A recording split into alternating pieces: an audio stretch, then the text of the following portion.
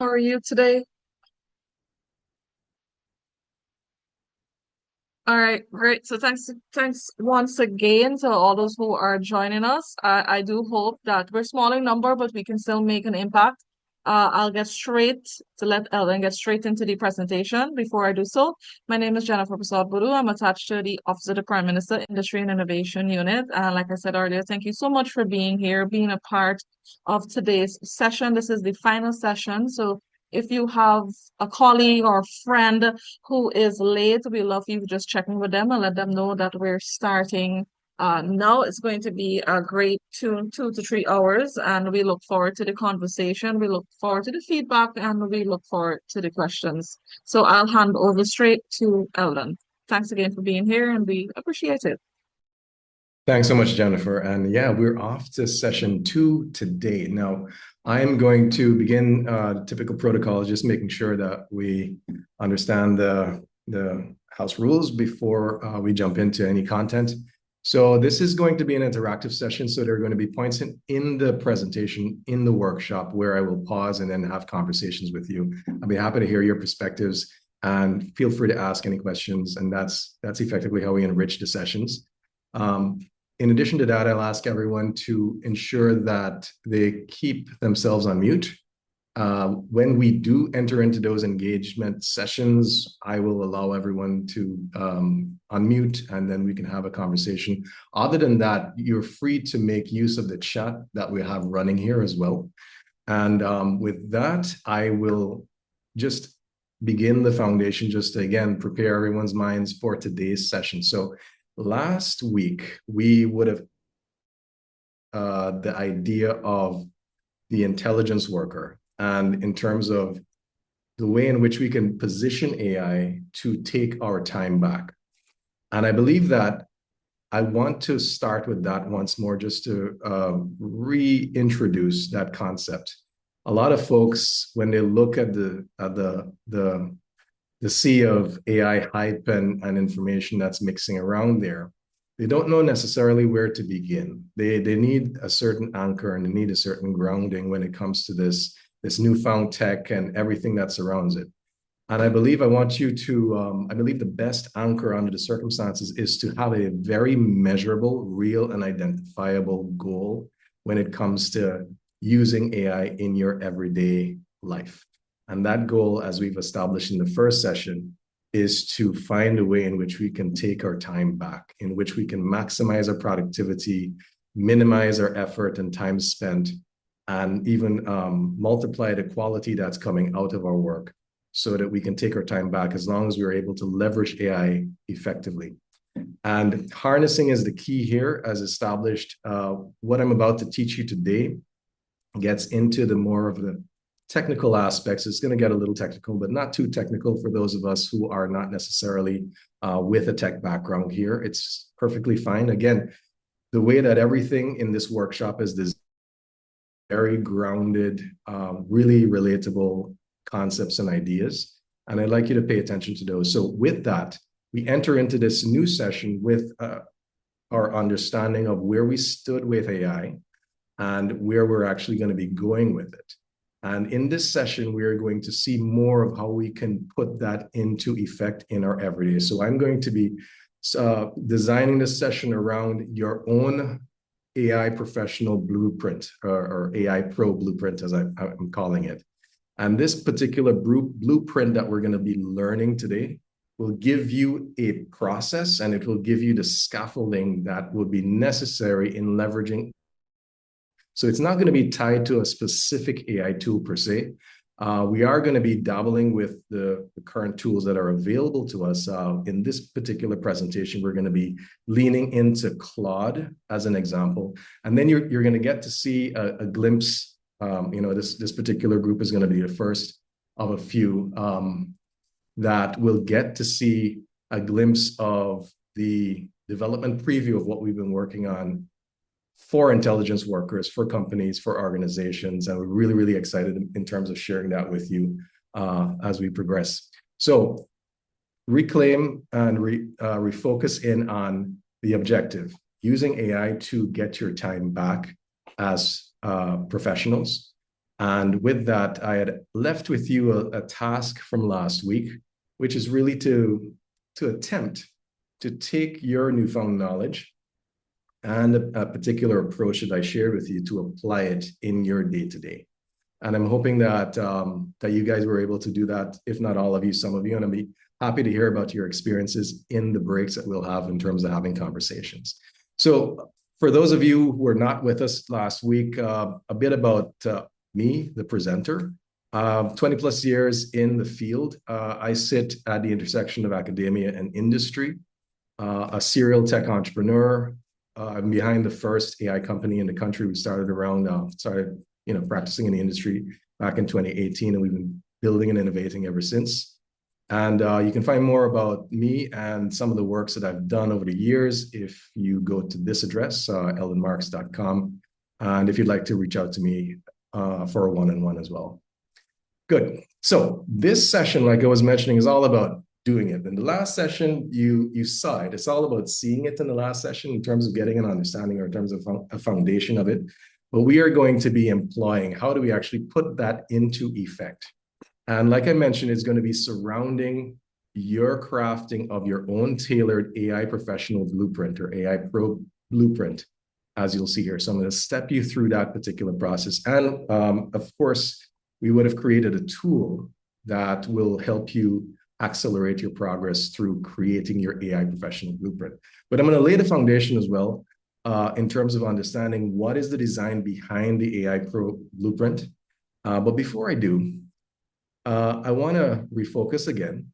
Like I said, it's not about the tool. AI is a masterful tool, but it's how you use it. It's how, where you point the tool and how you leverage it. So beginning this, I know the last time we left off with our leverage reports. All right, you need to have your leverage report link handy because that's going to be fed into the new tool that we have today to help you in terms of your blueprint. But those of you who have not been able to complete your AI leverage report, I'll ask you to head to this website on integral.ai/AI readiness/leverage and make sure that you complete your AI leverage report so that we'll be able to have you seamlessly work with the instrument today.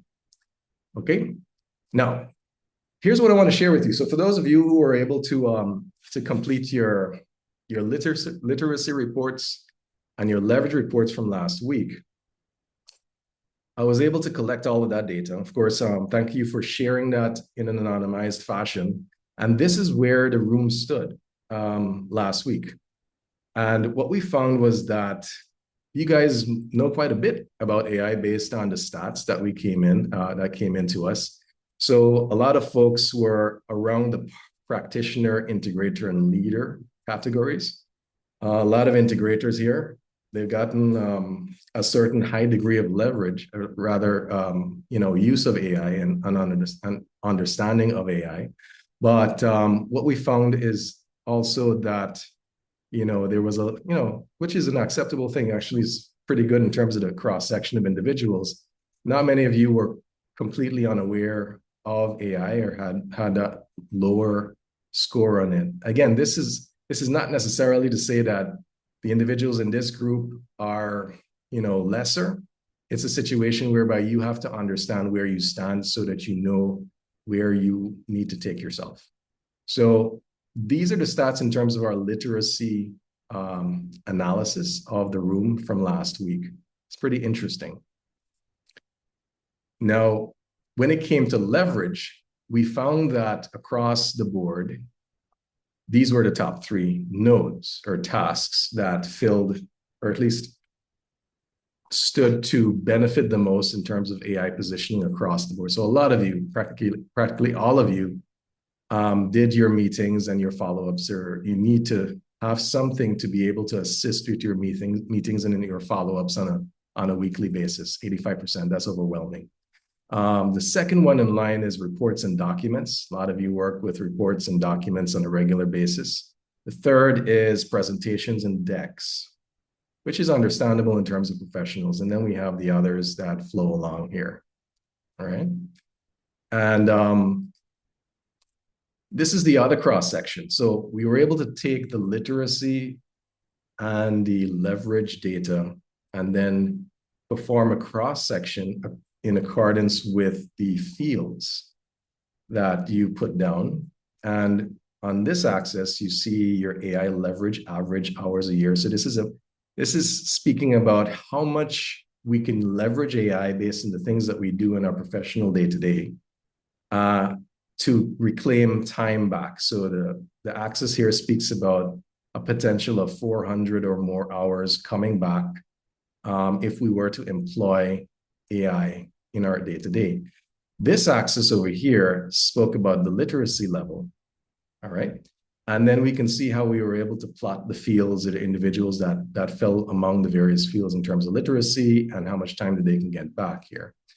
And what we found is, I mean, you can take a look and deduce marketing and comms plotted under relatively low literacy, but they had a pretty high in comparison leverage potential in terms of AI. Then we had education and training as well. Literacy around this area here, but a pretty high leverage potential in terms of leveraging AI to maximize and get their time back. General professionals around here, legal and compliance there, finance and accounting here. And then there are the techies, the software engineering folks over here. So they had obviously a pretty higher mean score in terms of literacy. And there's still much to be had in terms of the amount of hours that they can really reclaim on a weekly or yearly basis in terms of leveraging AI. So there's still a lot of potential. So what this represents would be the potential of the various fields to leverage AI and the relative literacy of the folks that are within those fields. But as you'll see as we progress through today's session, there's an avenue whereby your literacy may not necessarily preclude you from fully benefiting from the tooling that's available in our time. Everything is evolving at breakneck speeds. So while literacy is a foundation that you must build upon because you must be knowledgeable enough about it, your level of literacy doesn't necessarily present a barrier per se in terms of having you find the right tooling and the techniques to be able to do your proper leveraging as you progress in your respective fields. All right. So before we head into the AI Pro Blueprint, what I'm going to do is ask, we'll just have a quick 5-minute session where you're free to unmute yourself. If you'd like to ask any questions in terms of the data points or share anything, please do so. I'm opening the floor here for any comments or questions based on what you just saw there.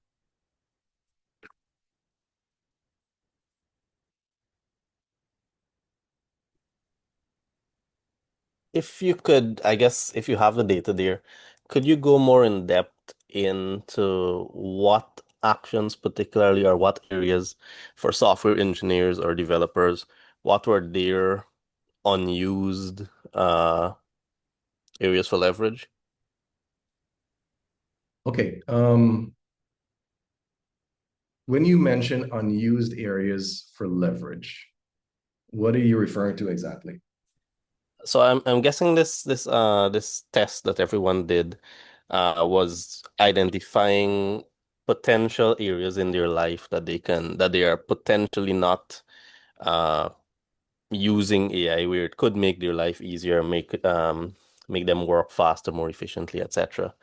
So I just wanted to know, in particular for the software developers, what were the things that they highlighted, or maybe the tool identified for them that they All right. haven't been using let AI. me see if I can assist. There may be situations where I'll have to switch around here this and head to the website. And I need to confirm that we actually, which I don't think we do. So here's a sample report. And in this sample report, there were specific tasks that were thrown in here. And the participant was able to add custom tasks and the like. Now, in terms of the data points that came through here, it is there in the raw information. What I'll have to do for you in terms of answering your question is to actually query that against the cross-referenced software engineers. We can do that. Certainly, we can do that. But I'll have to actually head into, let me see if I can. And again, today's modality is going to be one in which I'm going to be switching around quite a bit. And you're going to see a bit of my Claude setup as well. What I was able to do to get the data, we can't, if you don't practice it, why bother preaching it? I was able to collect the data, drop it into Claude, and then I had Claude analyze that data. So in terms of the data points there, I know it's somewhere further up in this conversation, I believe. And I can see if I can have Claude query and render the specifics on that point here. Is it here? No. Okay.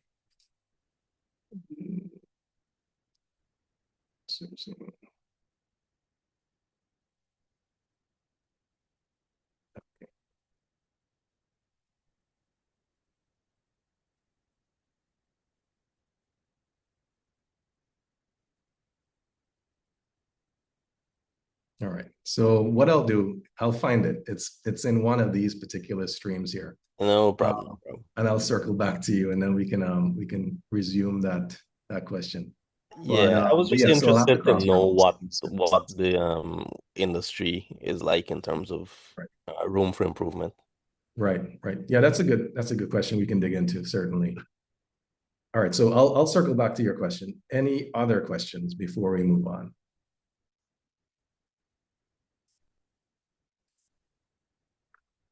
All right, good. So let's dive in here. And I'll tell you a bit about the blueprint.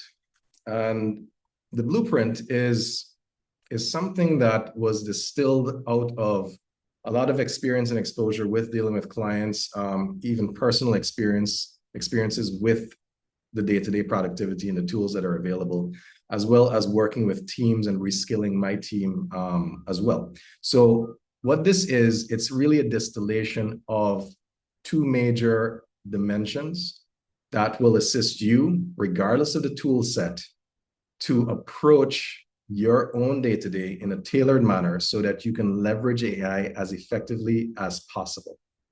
And of course, it is subject to improvements. So you'll find that moreover, as we continue to work through this and we get more feedback, we'll evolve this artifact, this blueprint. But let me tell you more about what this is. It starts out as a guide. It needs to be a canvas. It needs to be something that will take in whatever it is that is specific to us, much like the products from the AI literacy and the AI leverage reports that you would have done. And then it starts to work into those details to create a standard for us and an accompanying method so that we can employ that standard in our day-to-day. I know these are just terms, but I promise you it'll become clearer as we go. So effectively at this level, a blueprint is, as the name suggests, is something that allows us to present structure and behavior so that we can employ something and apply it in some way, shape, or form in our lives. Now, the blueprint rests upon understanding your information space. So as I say, with AI, everything is data. We need to, on a personal or professional level, analyze what sort of disparate individual units of data make up our information space. And these are some examples here. You've got email, you've got documents, you've got spreadsheets, calendars, chats, etc. These are units of information that we employ on a day-to-day. But to the AI tooling, it represents a very valuable input, which is called context. And that's the major aspect of this particular blueprint to help us understand how we can channel the context that we that's specific to us, that we use on a day-to-day basis, that we generate on a day-to-day basis, effectively and efficiently into the AI, so that it can then be more meaningful for our tasks. All right. And the idea with the blueprint is that we are not going to constrain the design of our blueprints to the toolings that we have at present. So I want you to know that as you approach your blueprint, you're going to design the ideal. What does that mean? Designing the ideal is effectively saying that I am going to strive for the highest level of automation that I can possibly strive for, bar none. So regardless of whether the tool can deliver on that front or not, I'm going to design that experience and that degree of automation that is ideal to me in whatever tasks that I do on a day-to-day basis, regardless of the tooling that's available. And I guarantee you that as we set that as our North Star regarding the blueprint, you'll find a way in terms of not even, well, possibly even leveraging the existing tools in very unique ways, or even driving the evolution of those existing tools to meet your demand as we go. All right. Good. So like I mentioned, the blueprint can be divided into two aspects, two dimensions, two phases. Scaffolding, you have to focus on your information space so that your AI can actually have that queryable advantage over what represents your day-to-day data. And then we're able to apply the practices that go along with it. All right, so those are the two simple dimensions that we're going to focus on phase by phase in crafting our AI professional blueprint as we go.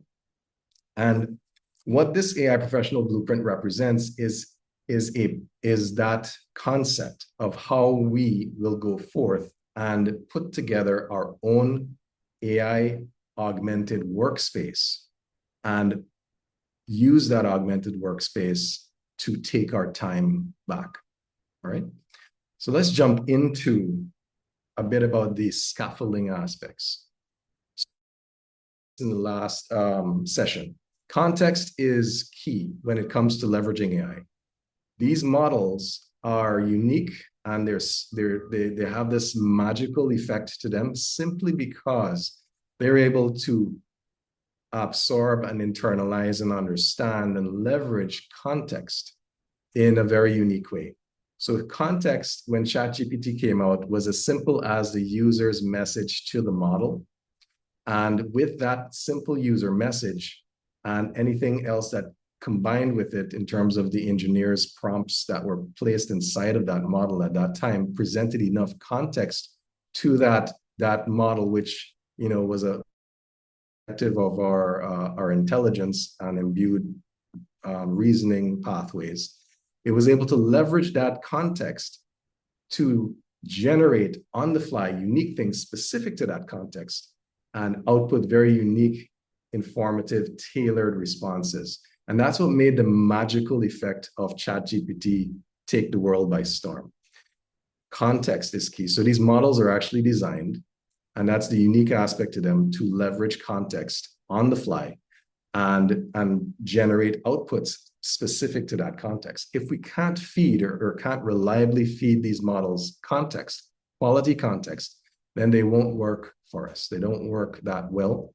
And you'll find that we'll be underutilizing them. So where does your context actually come from? So from your previous AI leverage report, you would have been able to inform the tool enough about the day-to-day tasks that you got done. Those very tasks can be taken apart to reveal sources of context. It can be in, the email threads, the notes, the meeting transcripts, what have you. Those are all sources of context that we have to map in terms of our scaffolding tasks as well. So once we're able to identify those disparate sources of context, then we can catalog them. The important thing here is cataloging them will allow us to determine how we can plug them into whatever harness, whatever particular agents that will be sitting there waiting for us to automate our lives and have them do work on our behalf. So Once we're able to identify those sources of context, then we have to find ways in which we can channel them into the agents so that the models can make use of them meaningfully. All right. And that's the other aspect of scaffolding.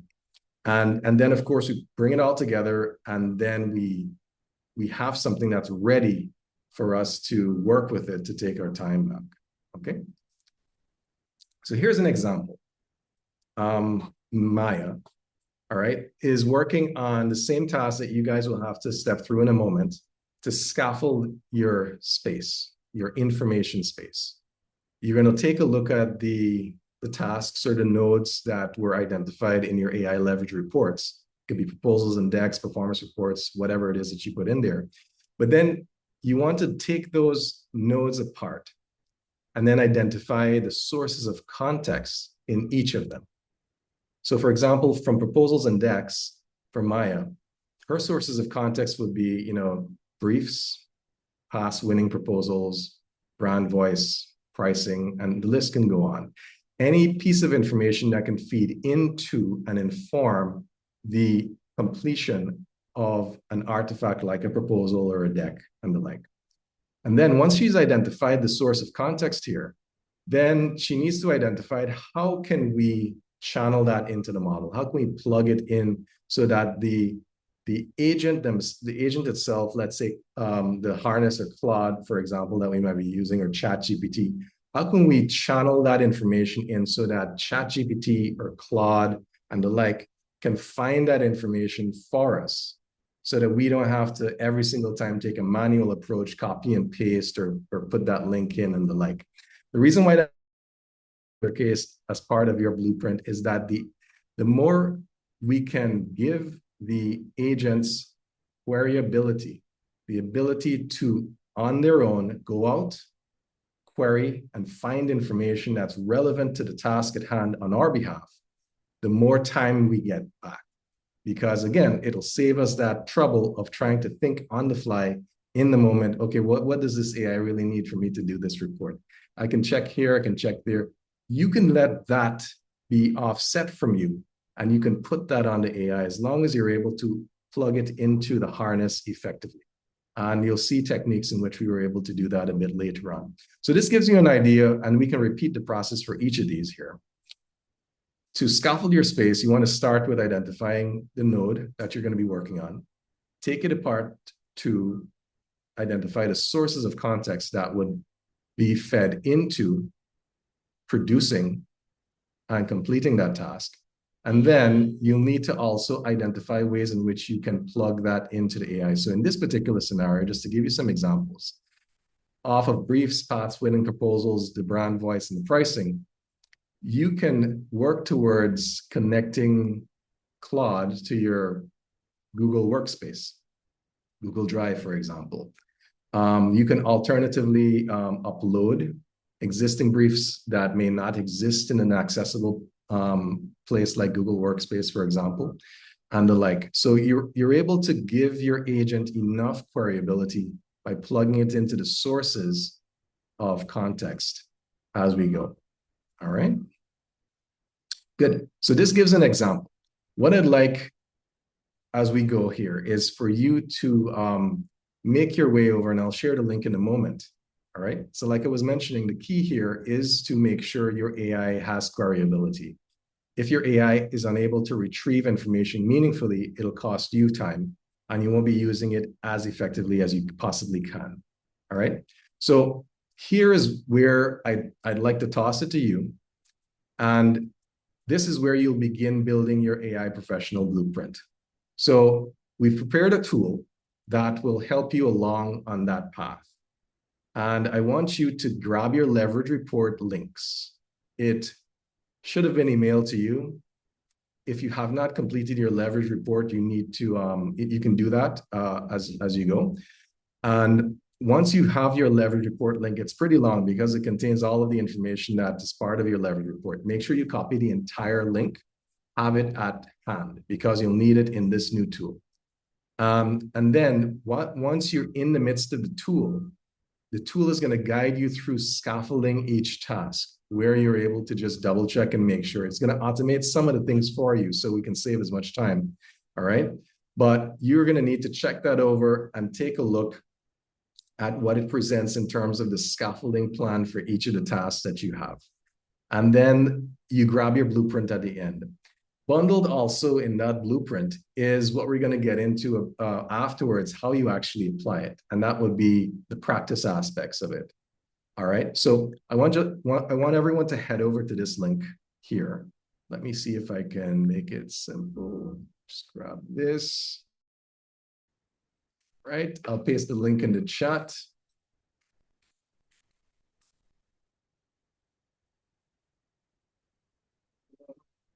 Is that clickable? No, that's not clickable. One second. There we go. Click on that link. It'll take you to the tool. And I'd like you to take about 10 to 15 minutes in scaffolding your tasks and grabbing your blueprint. Remember, you need your leverage report beforehand, but the tool will guide you through the process if you haven't already grabbed your leverage report. All right. So I'll give you 15 minutes and then we'll resume.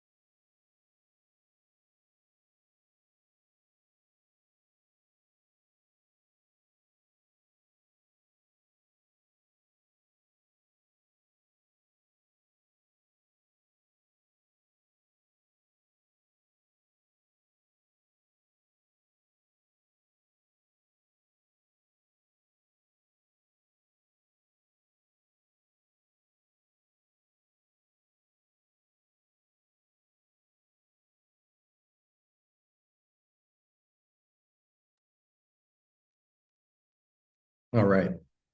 Now, I know some of you are through. We can fill the gap with some open conversation if you'd like.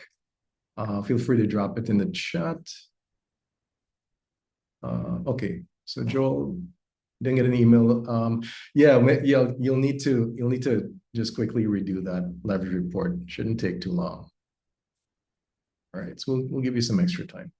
So if you haven't been able to receive your leverage report link, you can just redo that. Yeah, so I'm opening the floor. If you guys want to have a chat before, feel free to pick up on the last. Let's start this off this way. To pick up on the last question in relation to the data, I found a position of the chat. So this is where, just to show you guys, now we're kind of multitasking here. This is where I fed the prompt into Claude. And I'll show you how I was able to set up this entire project and the like. And so here is where I fed Claude a couple of links to the data in spreadsheets that came in from the surveys last week. And it was able to go through, prepare this analysis that you saw. It's just represented a little differently. And that's in relation to the leverage data. And then this one here, I asked it to look at the literacy data. And this is a bit further along, or at least further back in the conversation, but I can attempt to ask it the question since it should have it in its context. I can say reference the, what do we call it? What did I call it in terms of, okay, so let reference the AI leverage and literacy data and tell me what software engineers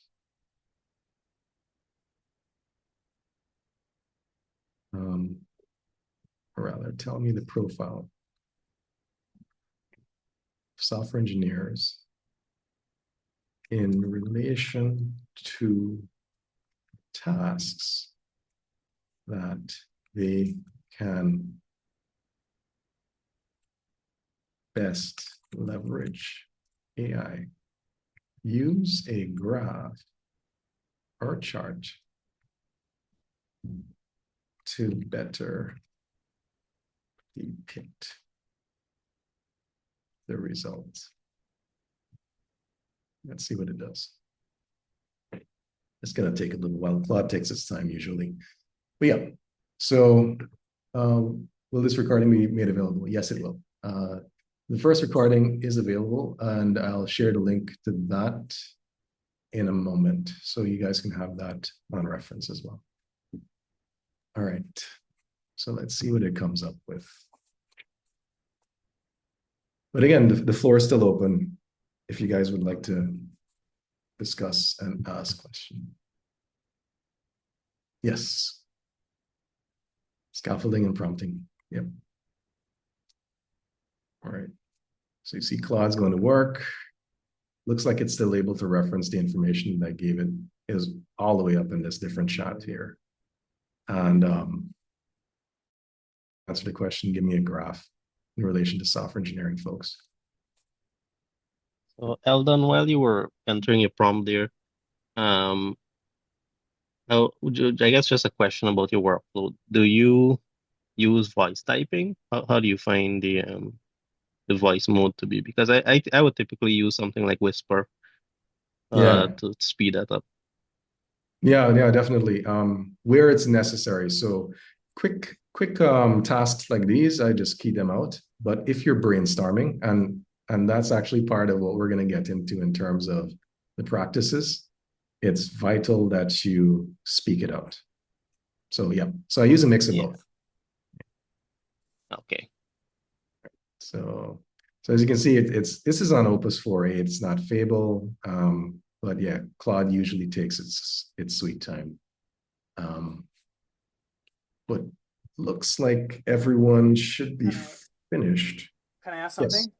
Yeah, go ahead. Okay, so as I'm scaffolding each task, for example, reports and documents, Mhm. am I am I writing what my current existing, the way I currently do it? Am I writing what I want it to be? You're pretty much just documenting where your sources are in terms of the How I currently use AI. well, it's really a decomposition process, the scaffolding. You're cataloging based on your tasks where you can get the sources of information to feed into producing on the tasks. And then you're going to also look into how you can pipe that into the AI. All right. So it's really just taking apart.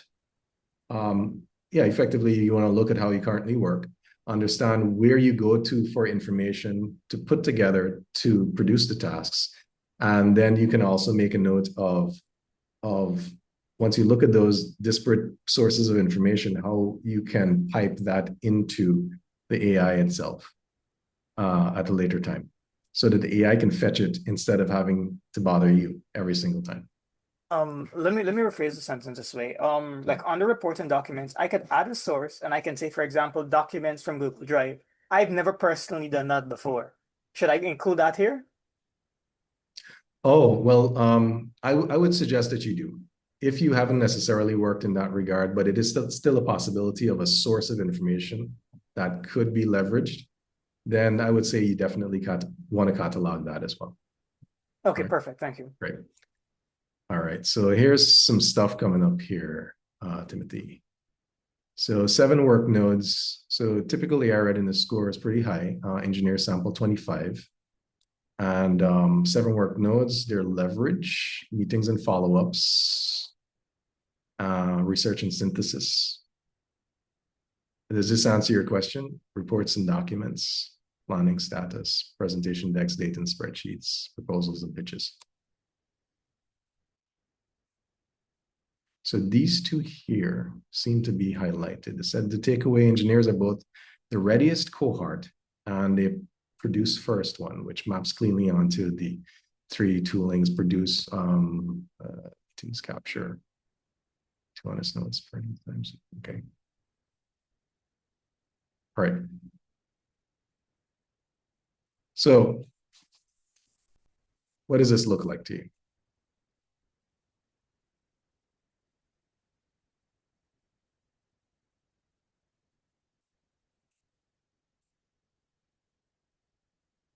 So it's in accordance with cross-reference software engineering profiles.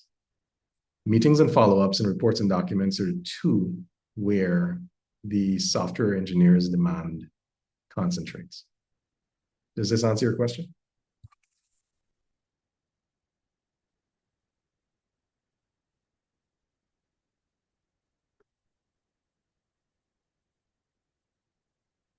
Okay.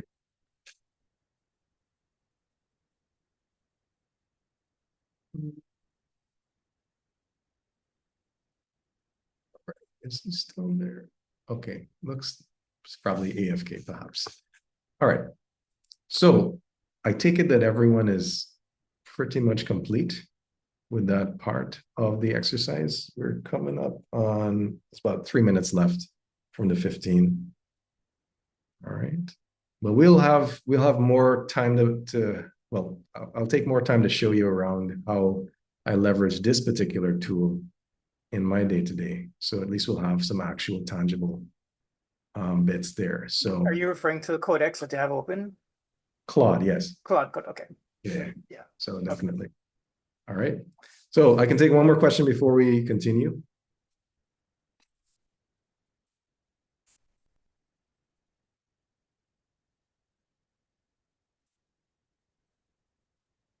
All right. Let me know if there's anyone that's still working on their scaffolding using the blueprint tool that we set up.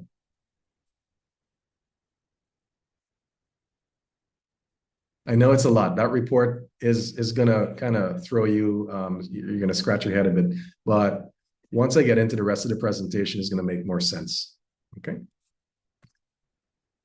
But feel free, if you have any questions, drop it in the chat or you can unmute and ask it now.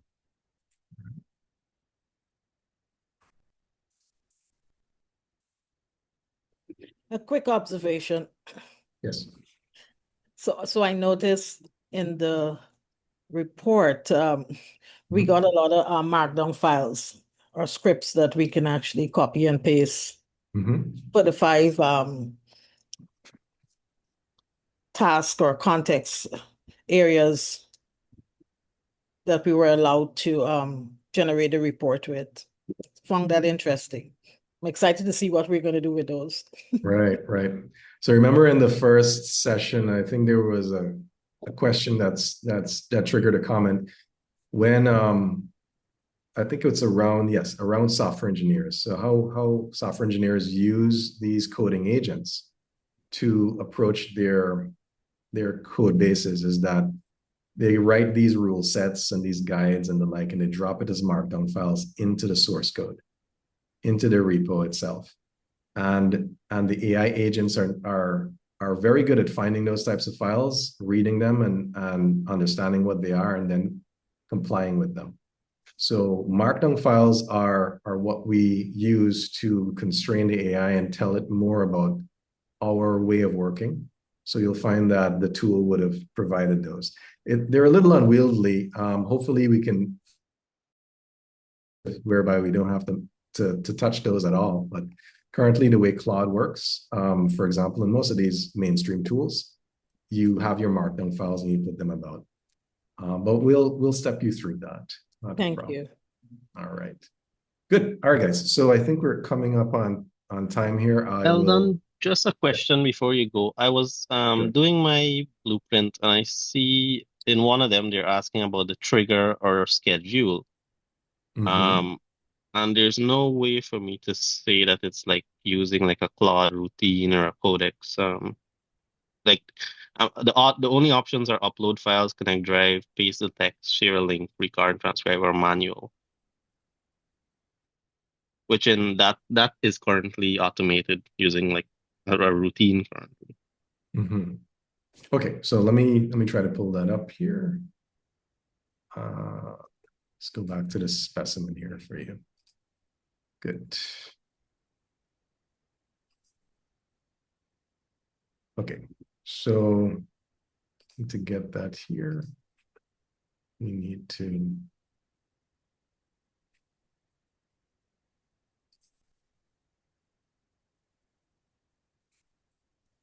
all right, so under these, one moment, under these here,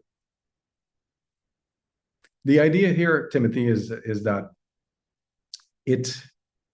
this particular specimen here will offer a certain guide. There may be things that it doesn't allow you to document. But the important thing is if it is that you can document it here, then you'll make a note of that particular entry. This was really just put together so that we can quickly step everyone through.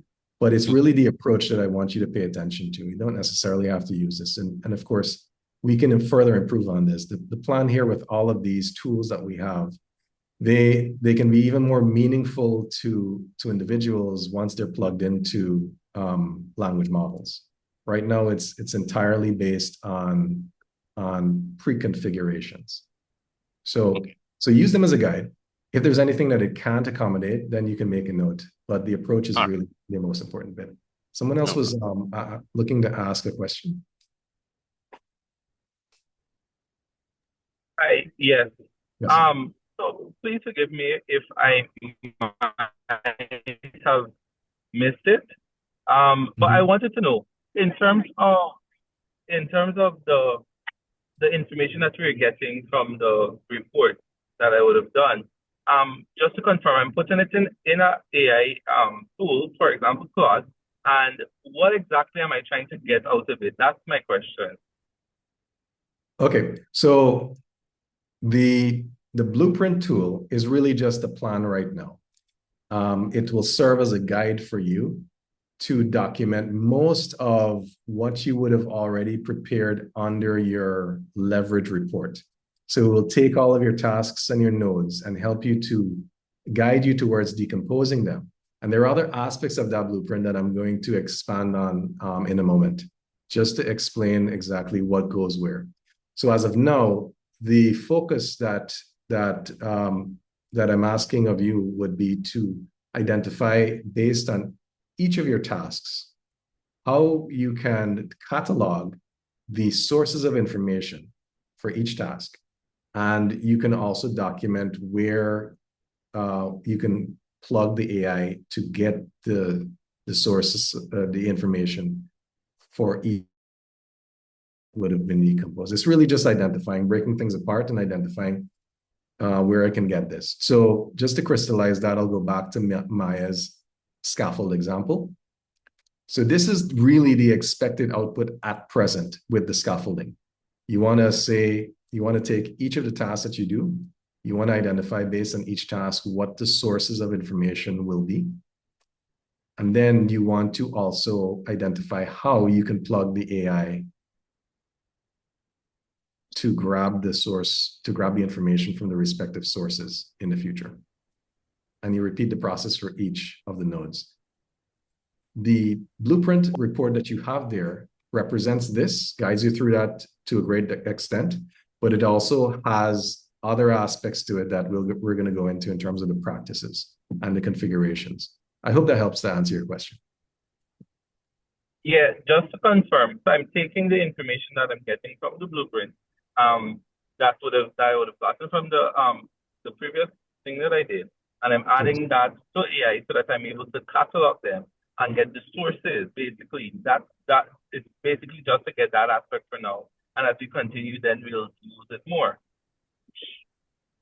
In a sense, yes. So all right, the aspect that I'm going to take apart is when you said you're going to add that to AI. To just qualify that, the adding to AI part comes when we are going to apply what we've planned out in the scaffolding under this category. All right. How we can actually plug the AI into the sources of information, if it's possible, so that the AI can fetch it for us instead of having us feed the AI manually. Okay. Good. Don't worry. It's going to become clearer. So let's. Yeah, it makes sense. All right, great. Let's jump in. So let's get into the practices aspect of it. So the scaffolding part, like I mentioned, is really cataloging, taking apart your tasks and identifying the sources of information. And then right now we are going to identify the practices. Now, this is the key to all of this. This is what makes the entire blueprint work. This is what makes the entire blueprint come alive. And as I mentioned before, this particular approach is agnostic. It does not care about the AI tool that you're using or tools that you're using.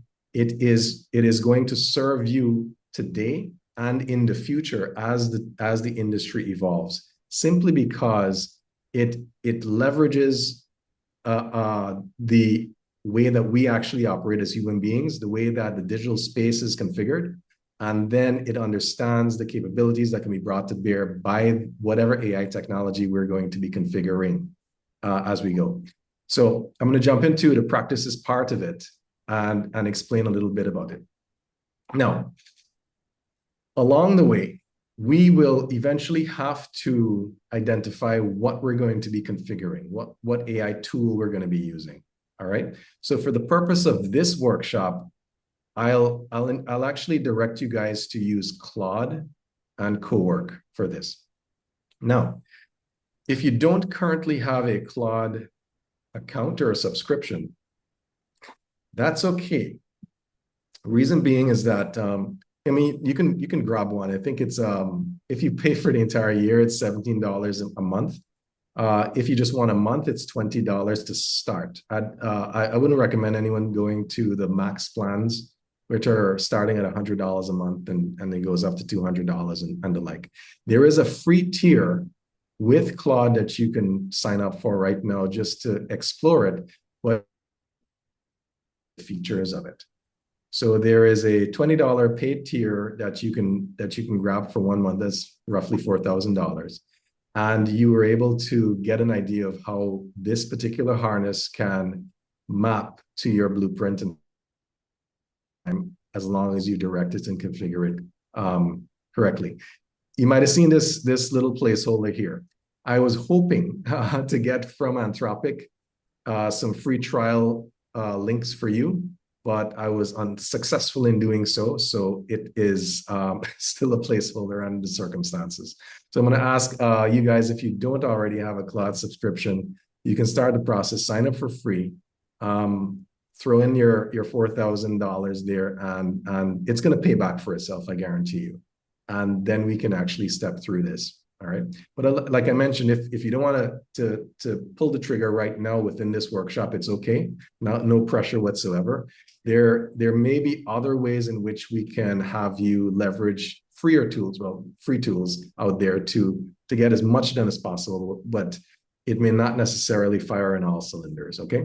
Alternatives out there. If you're a ChatGPT fan, you've got a paid version of ChatGPT, you've got Gemini, Perplexity.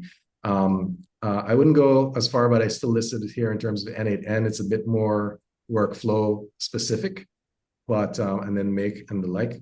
And then, of course, I'm going to do the development preview for you guys in terms of the harness and the application stack that we're working on to make all of this even simpler than Claude, for that matter. All right, as we go as professionals.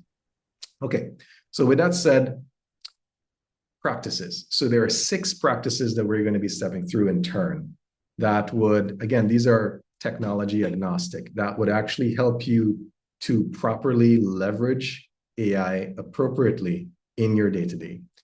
And we begin with the idea of translating things. I'll dive into each of these in turn.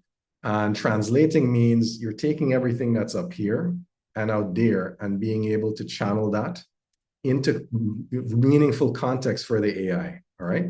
And then framing it. Framing it means once you're able to accumulate the context, then we're going to employ the AI using the RCTF approach that we learned in the last session, where we're pretty much going to turn that into a very well-engineered prompt so that the AI can go about and execute very expertly on our behalf. Organizing is very, very important. And many of these tools, Claude will be used as a teaching aid, allow you to organize all of your work streams. It allows you to create projects. It allows you to create multiple conversations within each project and the like. And I'm going to show you how to actually employ your organizational skills in using tools like Claude or any other tool out there. You'll find that many of these tools are tending towards the same type of organizational strategies simply because the human beings kind of demand it in terms of creating work streams. A big part of this as well is parallelization. These tools allow us to do so much so fast that much of the time we're actually sitting there waiting on the tool. Like you saw earlier when I just gave it a prompt and then we had to wait for it to actually finish the task behind the scenes. So after we direct it, after we give it a task, we have a ton of time. We have some empty space that we can fill. A practice that's employed by professionals who want to maximize on recovering time is to parallelize what's happening. So what that means is as you start one thing in one tab, and that's actually running, you can understand that if it's around the same, let's say it's a master document that you're working on and there are other aspects that need to get done, you can start another tab, direct it, and then just switch among them in an appropriate way. And that leads me to orchestrating. So you will have to bend your mind to a newfound role when it comes to these types of tools in terms of using it correctly. Orchestrating means that you now sit in the boss chair, so to speak, and you have an entire team or entire departments before you that you must ensure that you check in on, that you dispatch and delegate tasks to, that you coordinate under the circumstances. They will do the work for you, but you have to keep the master plan in your mind and understand where you're steering the ship, so to speak. All of these metaphors, I know. But orchestrating is really pushing that aspect of our minds. If you're not a manager, it's going to be a bit of a learning curve for you. Managers will take better to this. And for managers, I would recommend that you leverage your familiar method of managing people when you orchestrate your various AIs that go out there and do the work on your behalf. And then, of course, nothing stands still. This is such a fluid, every single day there's something new in terms of the field. Every single day there's new information that's generated. It's insane. We must also employ the practice of evolution. We have to consistently assess what are our workflows, what are opportunities to evolve those workflows so that we ensure that we tune and tweak to get as much time back as possible as time goes by. All right, so I'm going to dive into each of these in turn. This one is particularly important, and it goes back to one of the conversations we had earlier. We need to figure out a way when we start off tasks to get that information out of your head, right? And into a form that the AI can use as context. Writing is okay, right? Typically, you'd find that, just like I did earlier, a quick sentence or two would work in certain cases. But in other cases, you may have to use a different technique, especially for tacit knowledge. And for tacit knowledge, what's recommended is that you speak it.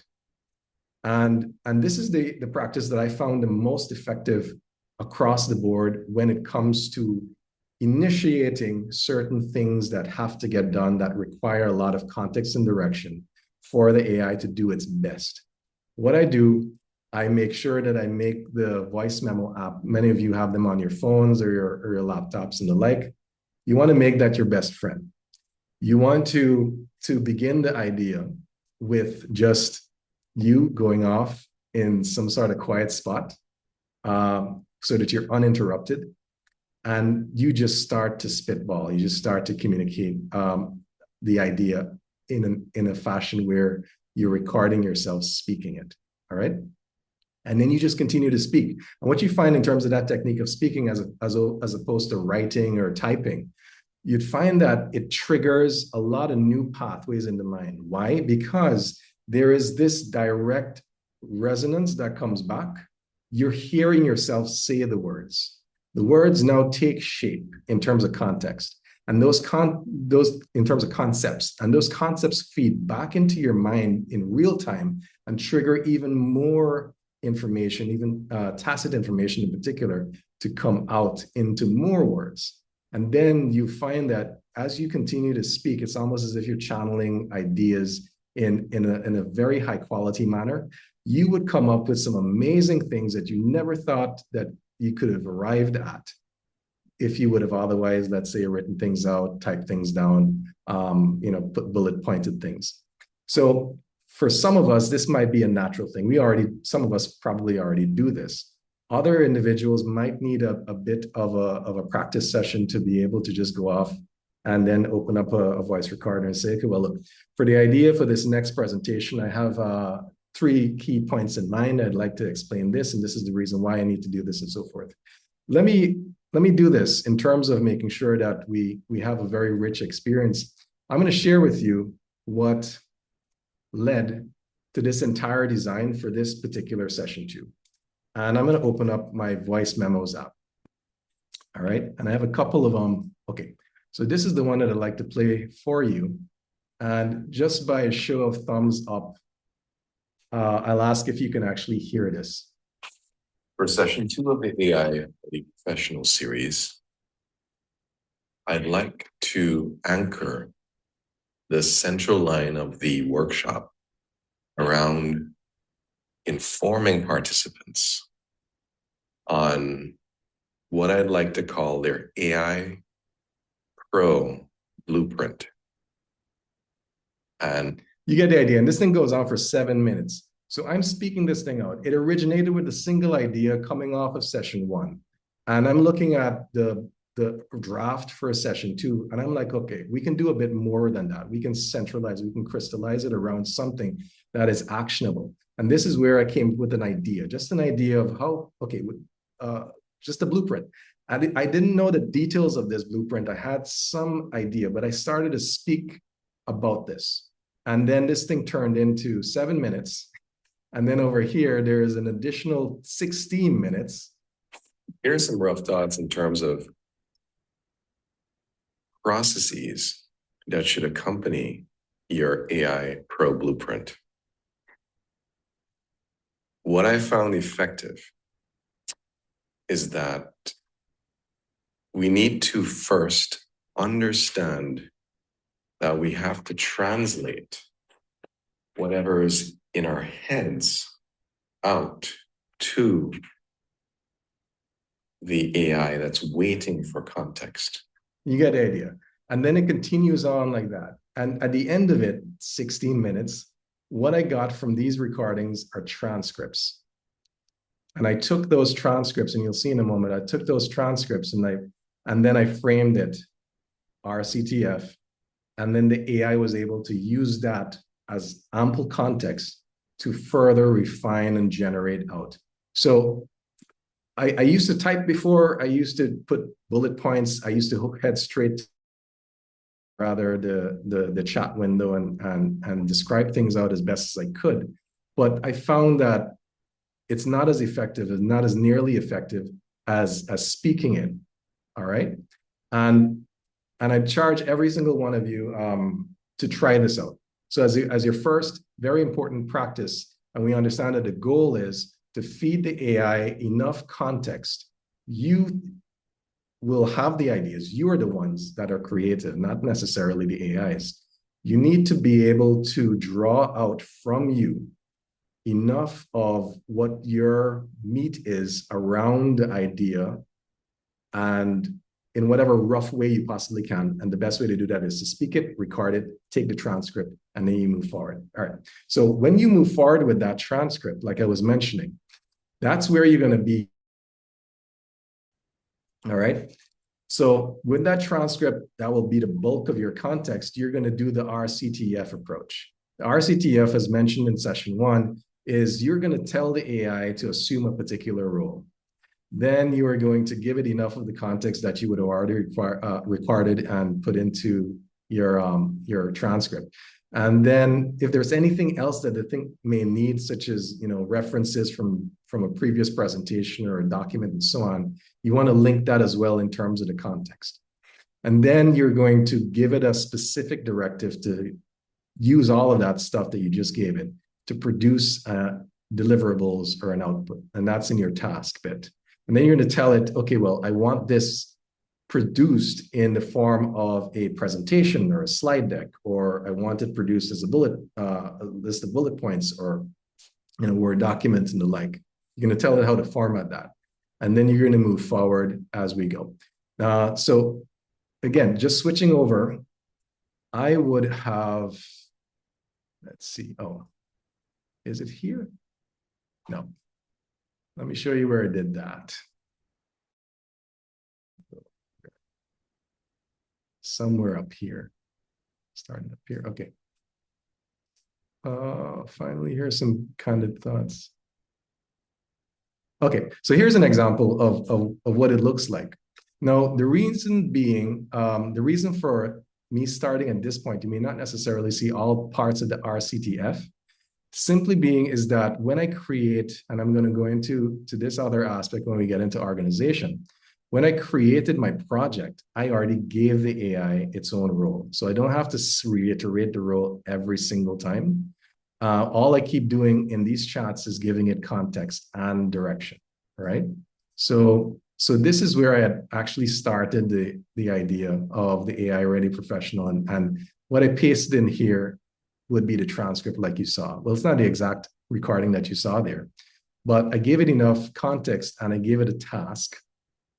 And this is the transcript that came out of my recording, just getting all the tacit knowledge in place. And then we were able to have a good brainstorming session. It went through a number of different iterations until you saw what is now being shared with you. All right. So that'll give you an idea of that practice in play as we go. All right. So now, the other practice is to properly organize. How do we organize all of this? Because again, we're not just doing one thing every single day. There's going to be a number of things that we do.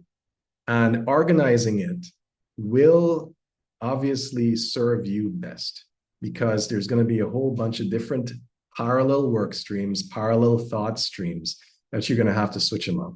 Now, what we typically do, I think, the ChatGPT users probably can allude to this. Some of you might use different chats, of course, but others might not necessarily change the current chat for different things or different tasks. And as a result, things can sort of get buried and lost as you go. You want to make sure that you tend not to do that. I know it's very inviting because it's how the AIs are actually, these tools are actually built. You can just continue on in a conversational thread, a single one, and then you just ask it to do different things as you go. But if you need to pick up on a previous task or even run things in parallel, organizing will be key. So what you need to do is ensure that you identify the things that you have to do. Now, they can be modularized based on a major project, or you can design it so that you can take a major, if the project is way big, you can create sub-projects, and each one of those sub-projects should be its own designed project within the tool that you are using. And you need to make sure that within each project, you keep very discrete chats or very discrete conversations around sub-deliverables or specific things that you're working on in each particular project folder. The cool thing about projects, just referencing how these harnesses like Claude are designed, is that you can feed a project documents and direction and the role prompt, for example, so that you don't have to keep giving it information every single time. You can just pick up, give it a task, give it more context specific to the task, and it will produce that referencing the base resources that it already has built into the project itself. So just to give you an idea, again, sorry about the switching, but it's necessary. This is what my project space looks like in Claude. All right. I have a number of things. This is like the default one that comes up. But I have a number of things that that are in play. These are not all of them, but these are some of them. So integral, you might have seen that, is one of them. And we have, this is another project, an online store. We did a proposal sometime back, AI Ready Professional, the workshop, and the like. So I'll just jump into this project and show you a bit about what that looks like. So if I jump into that project, you'll notice that in the project, I'm able to give the AI enough of a role. So I tell it, you know, you're a brilliant and dynamic AI transformation expert and a public speaker. You are here to co-create the plan and content for the most practical AI readiness workshops of all time. I usually go above and beyond when I'm given the AI's role. So I tell it it's like the best at whatever it is, and it's always going to cater to that and fall in line and do that. You'll find that this is the entire project, and within a single project, I can have a number of different work streams. So you'll see that under the AI professional, AI Ready Professional, I have a couple of work streams. So this is the workshop work stream here, and this is where I find that I went through the exchanges with the AI to produce the decks and the like, and have insights and ideas and the like. So this is where I ended 13 hours ago with refining the session 2 that we have here. And there's another work stream in terms of the blueprint, the AI Pro blueprint tool. So both of these streams here are under a single project, all right? Integral has a few more because there's a lot going on here, okay? So you'll find that once you create the integral, now when I created the integral project, let me show you what that looks like. All right, let's see if I can, yeah. So if I go into integral here, integral's prompt is, you're a world-renowned AI productization expert, because integral is more of a product, it's a process and a product combined. You'll see more about it a bit later. And your newest product is this, and you know, you relentlessly work until it's presented to the world. So this is ingrained in here as my role. And as I go through the various streams, I engage it in different ways, leveraging the same role as well to guide me through a number of things.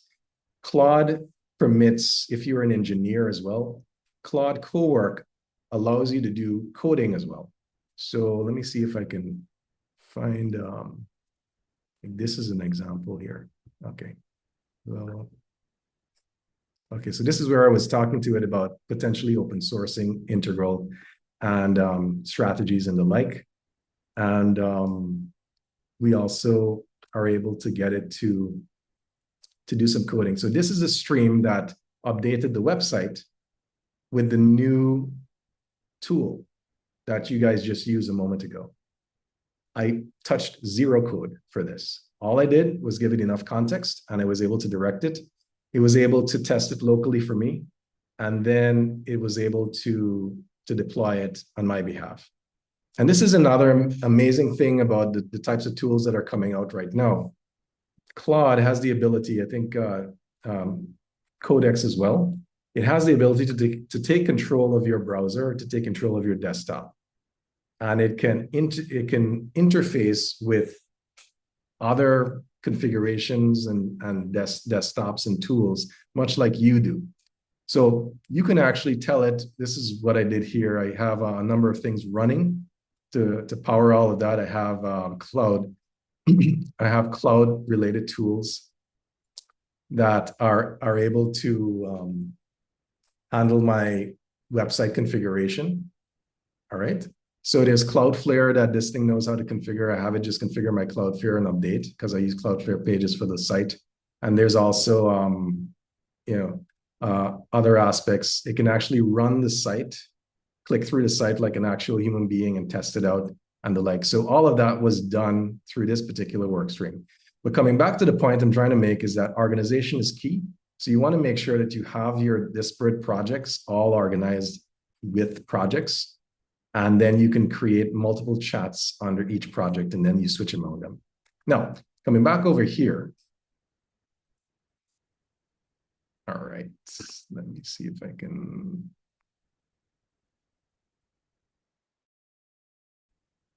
Clear.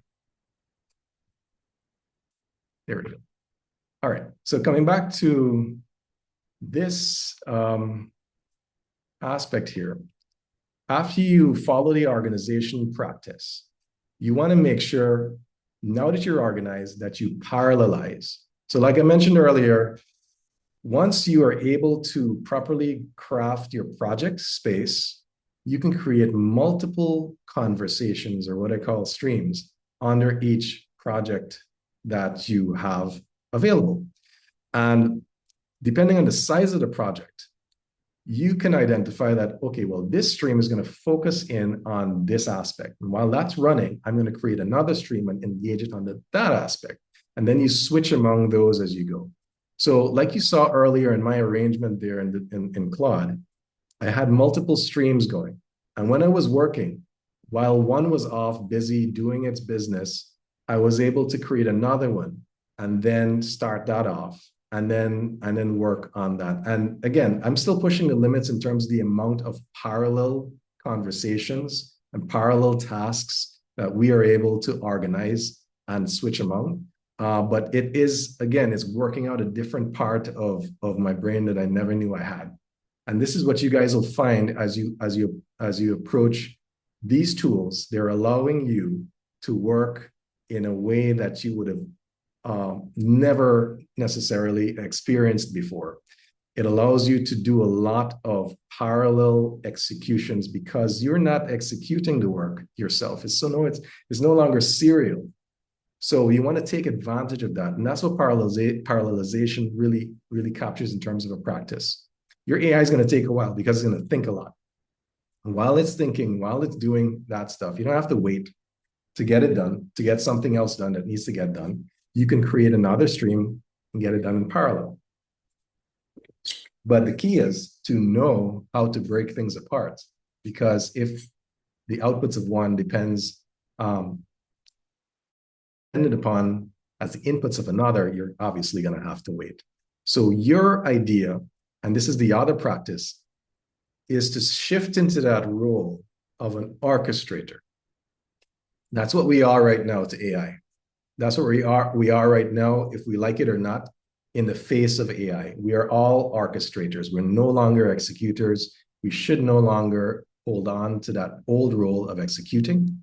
Instead, we need to reconfigure our minds to think in a manner that allows us to break apart entire big jobs into smaller parallel bits and get those off to the AI and monitor them as we actually have the AI execute on our behalf. And that's what orchestrating as a practice does. So you want to be able to think in streams. You want to be able to think in sub-projects. You want to be able to think in things that allow you to maximize that time so that you can get as much of it back. So effectively, what that means is you want to monitor each of the streams. And that's a tricky part because, you start things off, the AI can have different moments in time where it would complete a task. Or what usually happens with these agents is that you start something off and then the AI needs to consult with you and grab your input in order to move forward. You got to be vigilant because you don't want that to be buried in a tab waiting on you. Nothing's getting done. So it's going to be a learning curve in terms of orchestrating.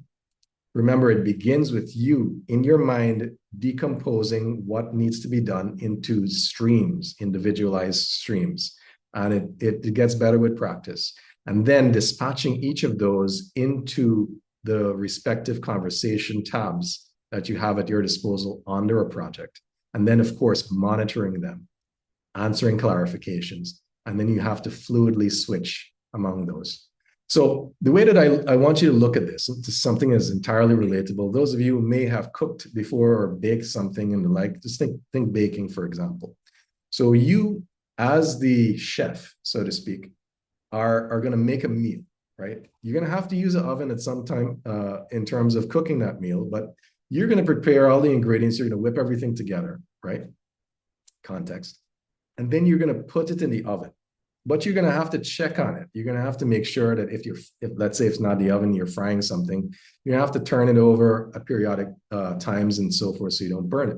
It's the same type of, I guess, mental model that you have to apply in orchestrating in a sense. We're making sure that you are able to whip up your raw ingredients, your context, feed it into the respective streams that need it.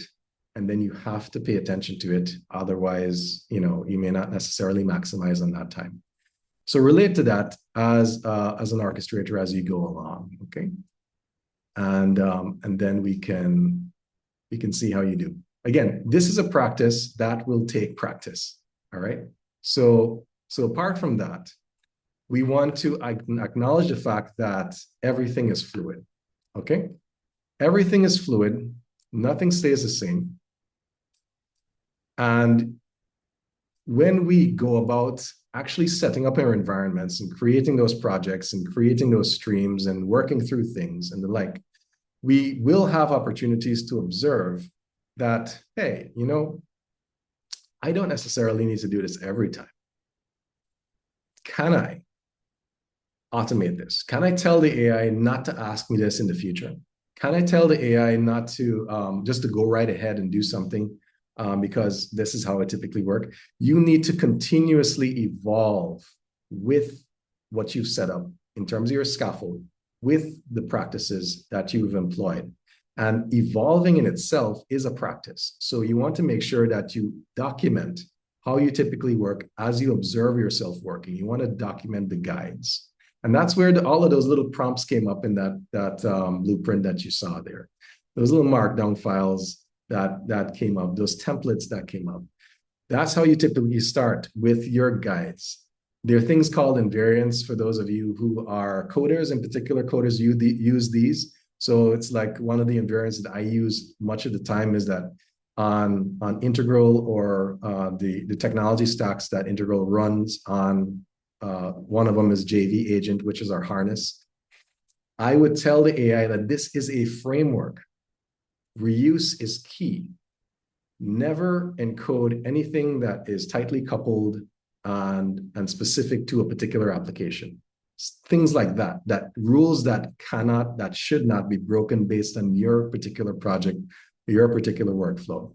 These are prompts in their own right, but over time, and as you continue to build with AI and grow with AI, you're going to find more things that you can impart to the AI to make it better and more tailored to you. The best of all, of course, would be skills. Now, we went over the terminology in the last session. Just to remind you, a skill is really like a standard operating procedure that the AI follows when it needs to follow it. And it's able to employ a number of different tools, things that the AI uses for its capabilities to get things done, read files and access things across an API or the like. Skills coordinate the AI's activity in a particular procedural fashion. You'll find that if you do something often with the AI or in a very unique way, the best possible representation is to craft your own skill so that you don't have to direct the AI as much. You don't have to tell it, do this instead of that at this iteration. The AI would then just understand, oh, we're doing a proposal again. Okay, well, I'm just going to follow the skill that you've designed here, get your actual specimen, use your header, make sure I include the costing in this particular manner using those rubrics, and I'm going to generate it out and put it inside of your Google Docs folder for you to review.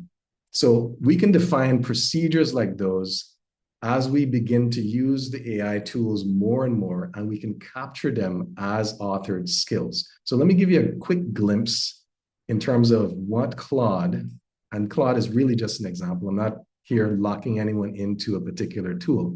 What Claude allows us to actually customize in terms of its skills, all right? So over here, we'll find that Claude allows us to access skills section.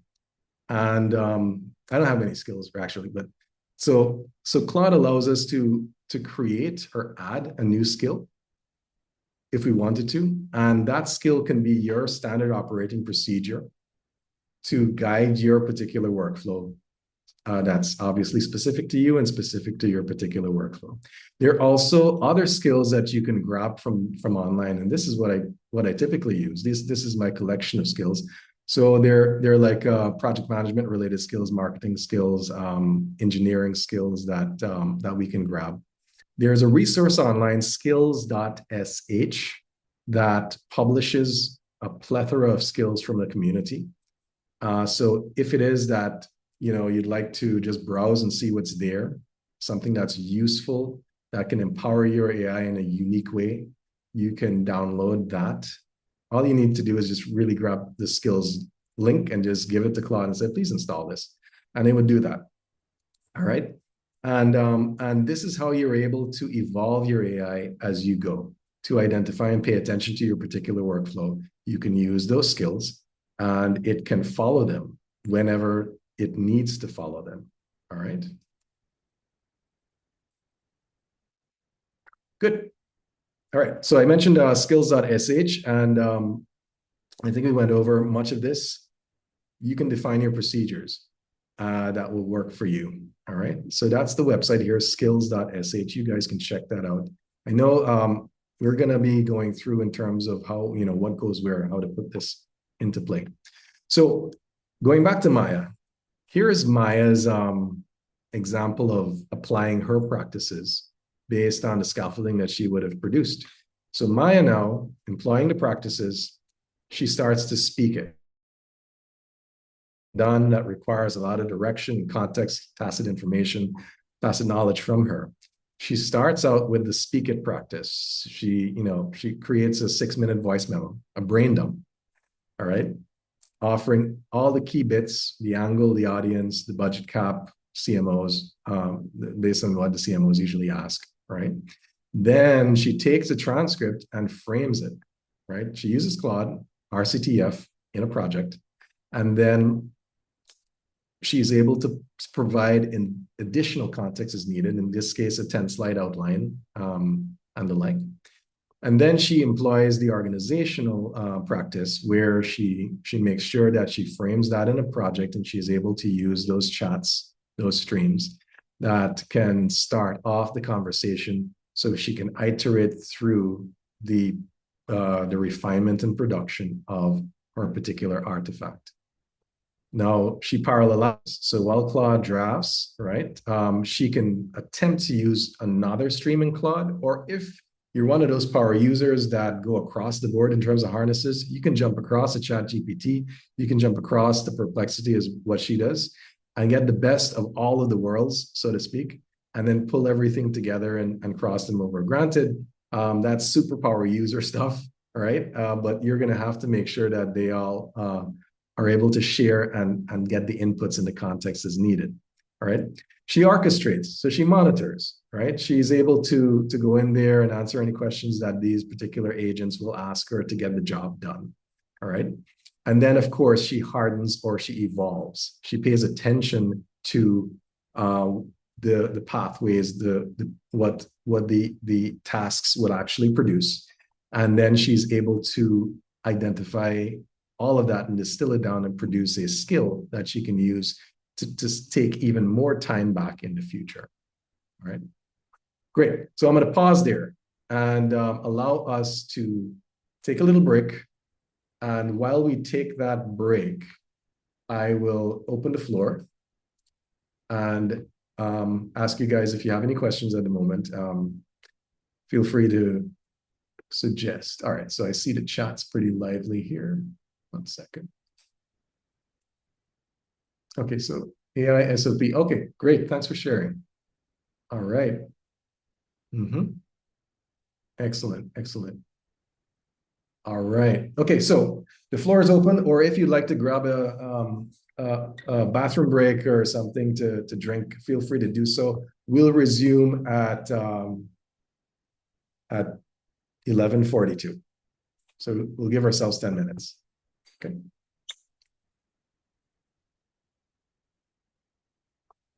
Yes, Troy, you can unmute yourself.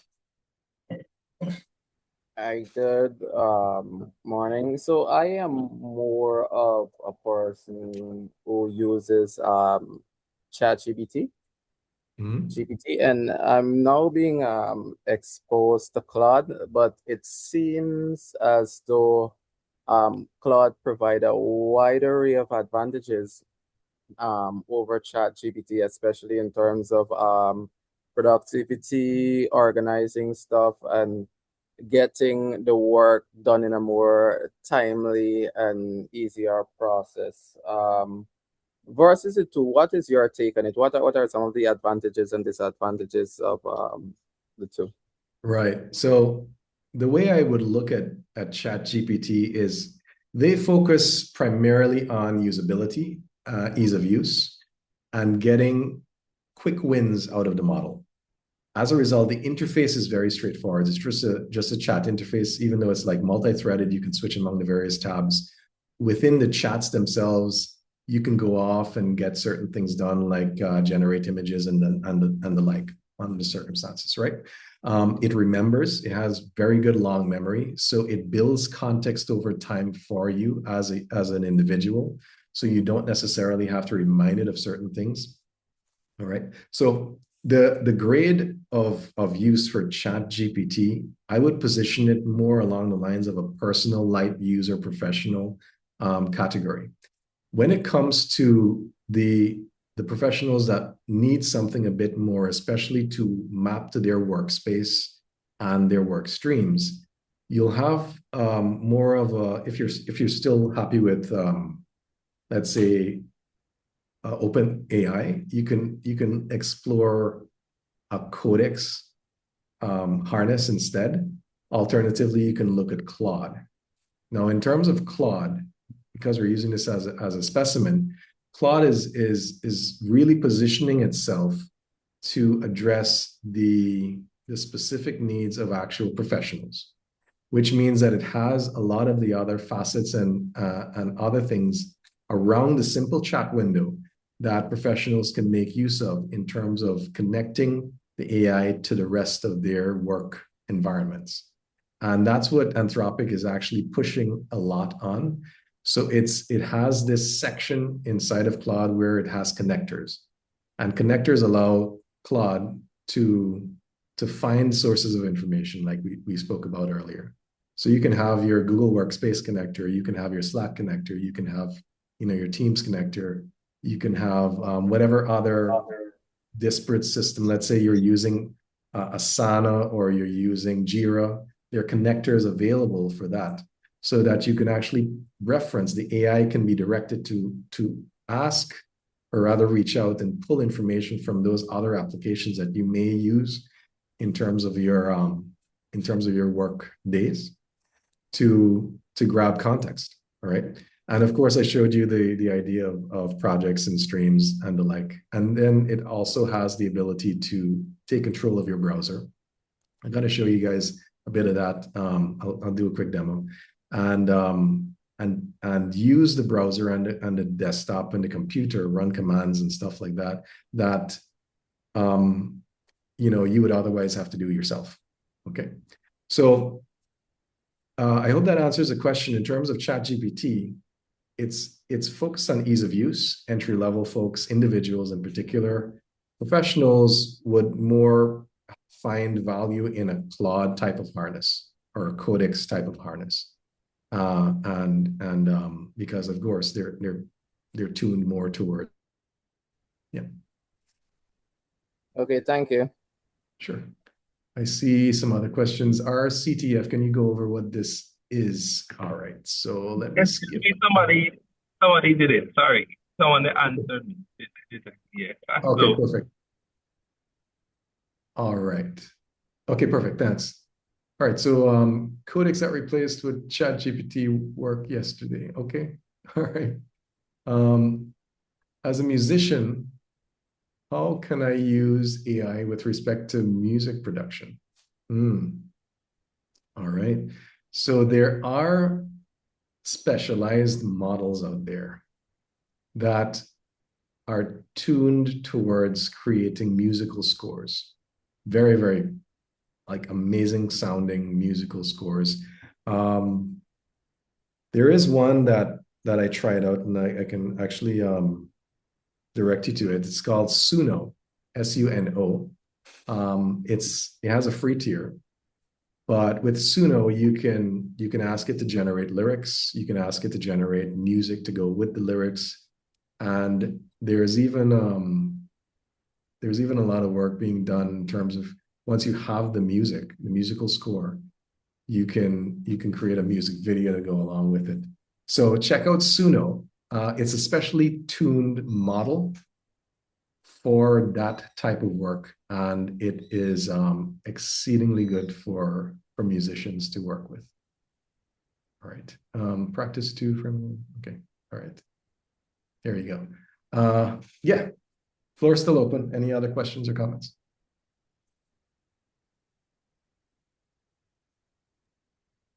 Eldon, just to add to what you were saying about Suno, Google also released Flow Music. So they had Flow, which was for video. They also added Flow Music, which uses their, I think it's Lyria 3 Pro model. So I guess you could check that. Cool. Yeah. Could you drop the link in the chat so everyone can have a look? Yeah, I replied to your comment there in chat. Perfect.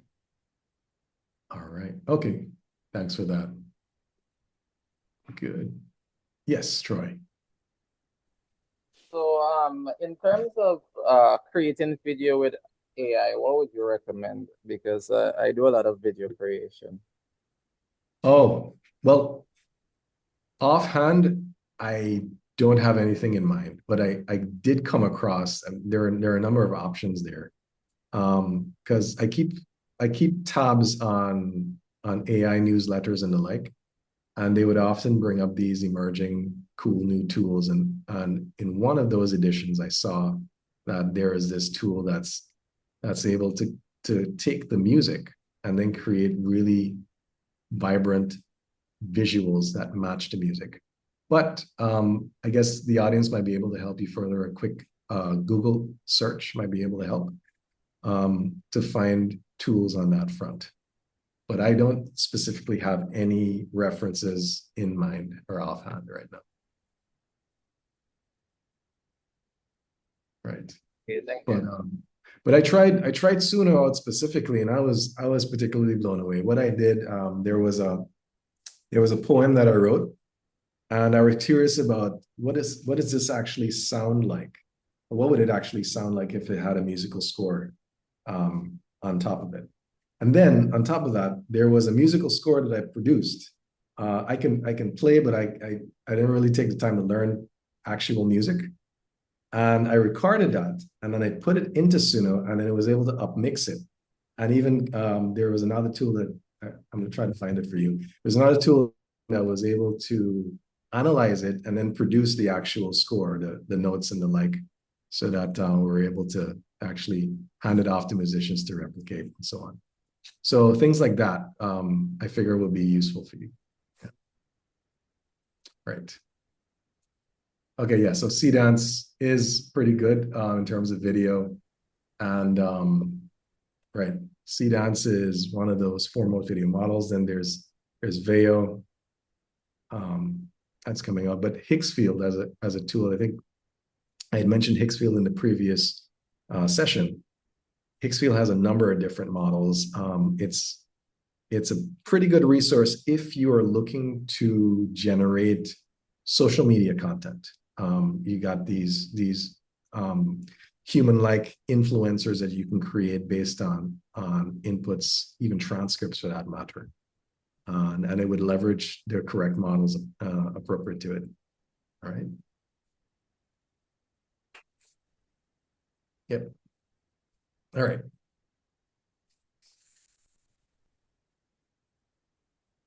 Good. So we should be exiting our break time. We can head right back into the session. Let me continue here. And good. So what I want you to do next is I'd like you to take a single node. All right. We're going to take a deeper look at what the AI blueprint report was about. I want you to pick a single node under that blueprint. And I want you to try out the practices in terms of a single node. Now, it may be something that you actually have on your desk, all right?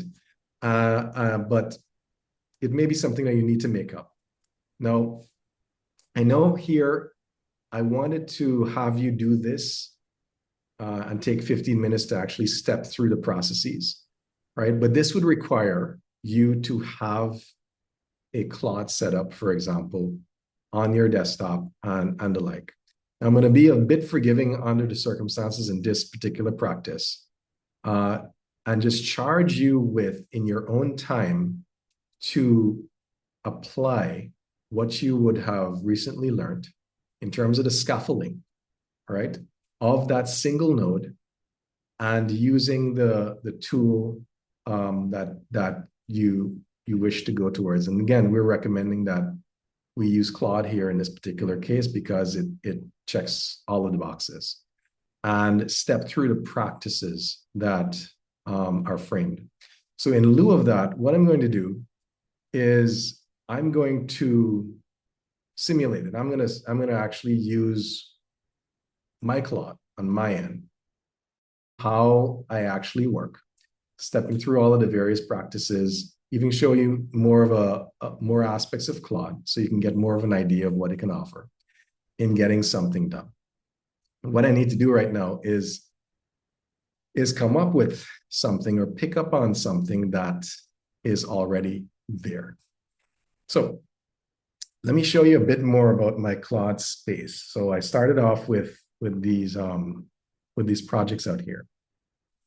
All right. And I think just to make it as relatable as possible, there's this particular project, which, is is behind today's workshop. All right. So I'm going to click into this AI Ready Professional D workshop project. And you'll notice that it's here in my sidebar. And you'll also notice that, as I showed you earlier, I gave it a role already, so I don't have to keep repeating the role. But for me, the AI Ready Professional comprised of a number of different tasks. It not only focused on presentations and decks, but it also leveraged to some degree a website. And that's another aspect of this, or at least informing on the tools that will complement the workshop in the website. And it also helped me to grab some of the data that we got from the first session and do some more analysis to produce the visuals that will go into that would have gone into the deck that you saw earlier. So this particular node that I'm going to be demonstrating here, I'm just going to be stepping you through the bits, would employ the presentations and decks node type.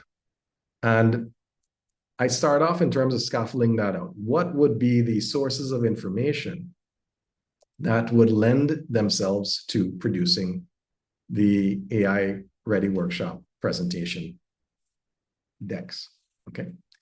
And immediately I identified that it's going to take some amount of information that relates to the integral project itself, because the processes or the pathways that informed on our workshop are actually processes and pathways that are documented in our integral offering.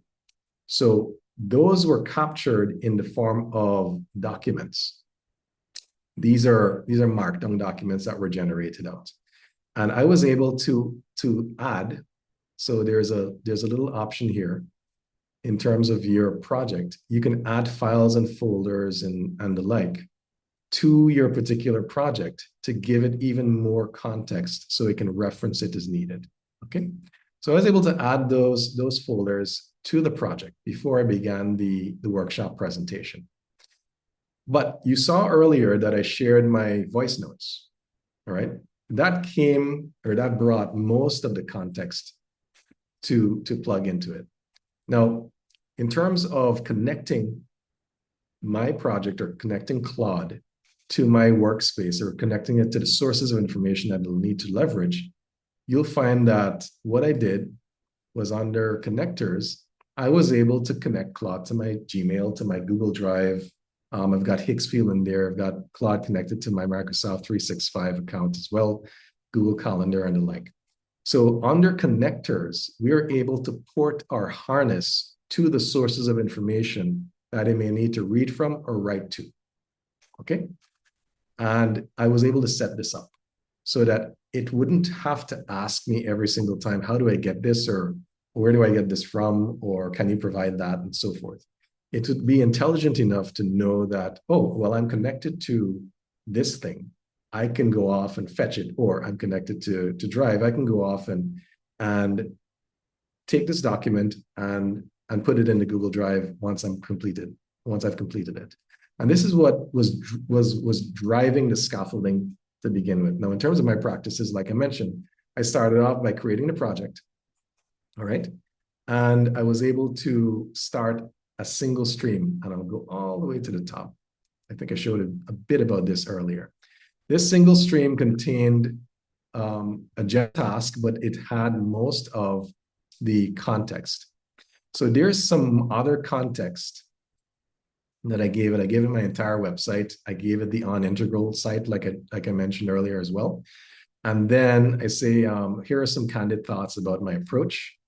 And this was from the speaking out loud and recording it, the transcript that came in.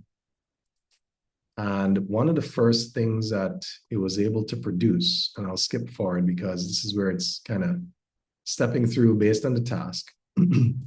It was able to generate its own plan, all right, for the particular workshop, inspired by all of the context that I fed it based on the role that it had to begin with. All right. I'll take that question in our next break. Yeah. So yeah, just keep the questions coming in the chat. And then I was able to say, and this is the part of the process that many of us, I think we will do this naturally if we're using our chat GPTs and the like, but we have to continue to iterate through. Right now, it's still in the brainstorming phase, right? And I was saying, oh, well, I'd like you to really look at what we can use from a previous workshop that I did with the Ministry of Education, and I gave it a link. All right.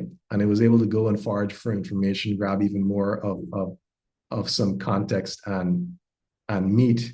And it was able to refine the plan for the workshop. All right. So at this point, I said, you've got enough context. I want us to start building. So we want to use the look and feel from the on-integral AI, deliberate. That's one particular direction that we use. I prepared these decks, probably as HTML pages. That's what I chose initially. So it went through, it was able to task those out. And these are the artifacts that came back from Claude. I don't know if I can still preview that. So this is what it presented originally, something that looked like that. All right, and we can go through. And as I reviewed the artifacts, I told it what it got right. And then I also explained what still needs to be done. And you can see that this type of iterative refinement will go on. This is where it actually still kind of draws down on your time, because the AI just does not get it right the first time. You may provide as much context as possible to give the AI enough of a foundation, but when you're visual, like the presentational aspects of things, you will find yourself doing a lot of iterations just to get it to look right and to even work right if you're building software for that matter, right? So this went on for quite a bit. And I think eventually along the way, I had asked it to prepare it in the form of presentation decks, all right? So this is where I sometimes you have to reinforce things. So those presentations that were part of the Ministry of Education's training, it came from a blog post. And I was expecting the AI to pull directly from that blog post, but it wasn't able to grab the specific content. So I realized that, and I gave it directly the links to those presentations, and then it was able to really pick up on what I was after. So sometimes you need to reinforce as you direct your AI through your work stream to produce what you need to produce. And it's pretty helpful because, I mean, under the circumstances, I asked it to, switch away from the website and produce a Google Drive document, all right? And it was able to do that. And then it asked me, would you like me to upload these into your drive? Now, this is where the benefit of connecting these agents into your particular digital spaces would come in handy, because otherwise I would have to download it from here and then take it into the cloud, put it in place just to keep it safe and shareable, right? But the AI can do that on its own as long as we leverage the right connectors to do so. So this was, I think these were the earlier versions, Intelligence Worker Day 1, Day 2, and then the workbook that's there. But I kept refining, and I can pretty much fast forward to present day. I think along the way as well, I would have picked up and done a lot of refinements and tweaks. What I entered into here as well. Okay. All right. So what I was doing here was that I entered into the aspects of the presentations that dealt with the tools. So I was trying to guide it through designing the proper tools and putting things in place as well. And just fast forwarding to present day right now, this is the current presentation that we're running that it was able to produce through iterations after my guidance. So as you can imagine here, I can continue to evolve these artifacts as long as I jump into the right work stream, because at present, it would have all of the context, it would have the artifacts available, and then it would be able to pick up on that and continue onwards, all right? Now, in terms of hardening or evolving as I go, the entire pathway that I went through with this AI gave me, as the human, the orchestrator, enough insight into trying to ask the question, and we should always charge ourselves with asking this question: are there any things in terms of this particular workflow, given that I do presentations and decks quite often, that I can streamline in the form of a skill of some kind, or in the form of these types of embedded prompts? And in that regard, I would do a postmortem on this here, because there's certain things that we can trim to cut down the iterations that we went through. So for example, if I need to produce another deck that relates to integral in any way, or another training deck, I would create a skill that specifies the look and feel right there within the skill, that gives the AI enough insight into what references it needs to make regarding the presentational aspects. Because like I mentioned, the presentational iterations burn a lot of time. So if I'm able to distill that down into something that is turnkey, a quick run through without having to express it every single time, it would save me more time. So it's all about the practice that we are going to employ, as long as we have the proper scaffolding set up, so that we can continue to take more time back. Always ask yourself, what are the things based on the current run, the recent run, that I can improve upon? And then you take to your skills, and then you get those done. All right, good. So I'm going to circle back to the slideshow here. And again, from session one's idea, it's really about maximizing your time, the quality, and the effort that comes out of it. All right. AI presents, if it's used correctly, an invaluable tool to be able to recover as much time as possible, as long as we're open enough to use the tools appropriately, maximize our quality, and reduce the amount of effort that's required. All right. And that can compound over time. All right.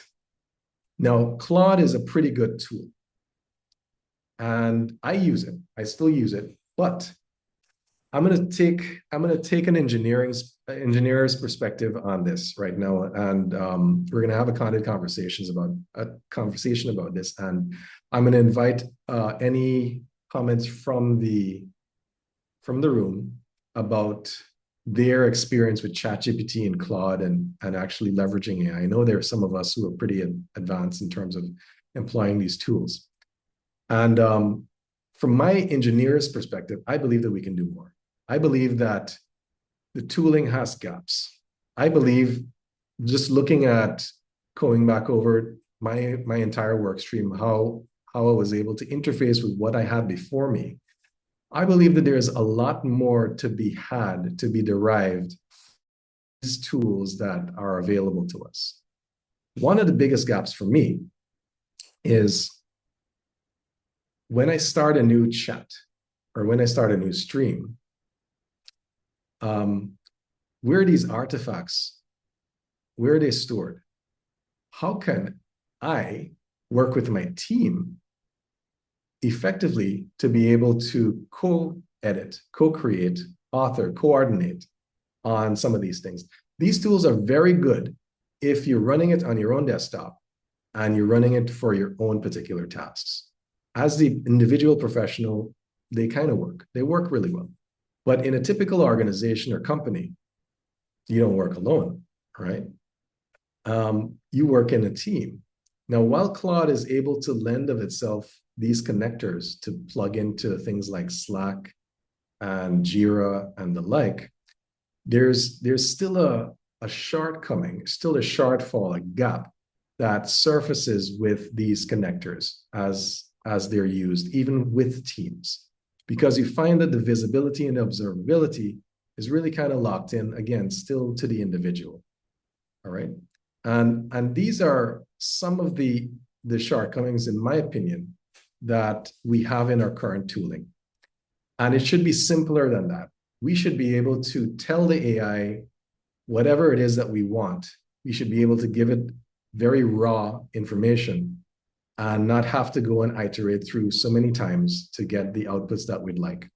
We should be able to also have a very clean and prepared organization of not just our interactions with the AI, but the artifacts, the products, the things that the AI will produce on our behalf.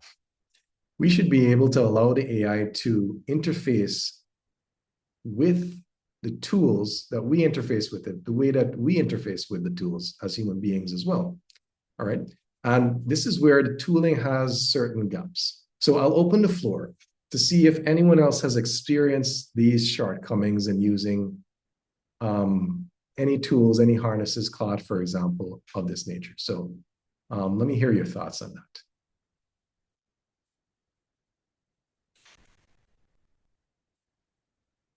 There's a question in the chat from Timothy.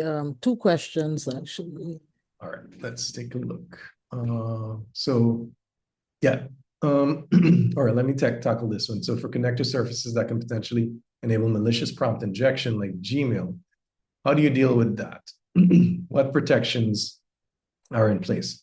So what Claude uses, and many of the other harnesses use as well, are what they call MCPs. And we went over MCPs in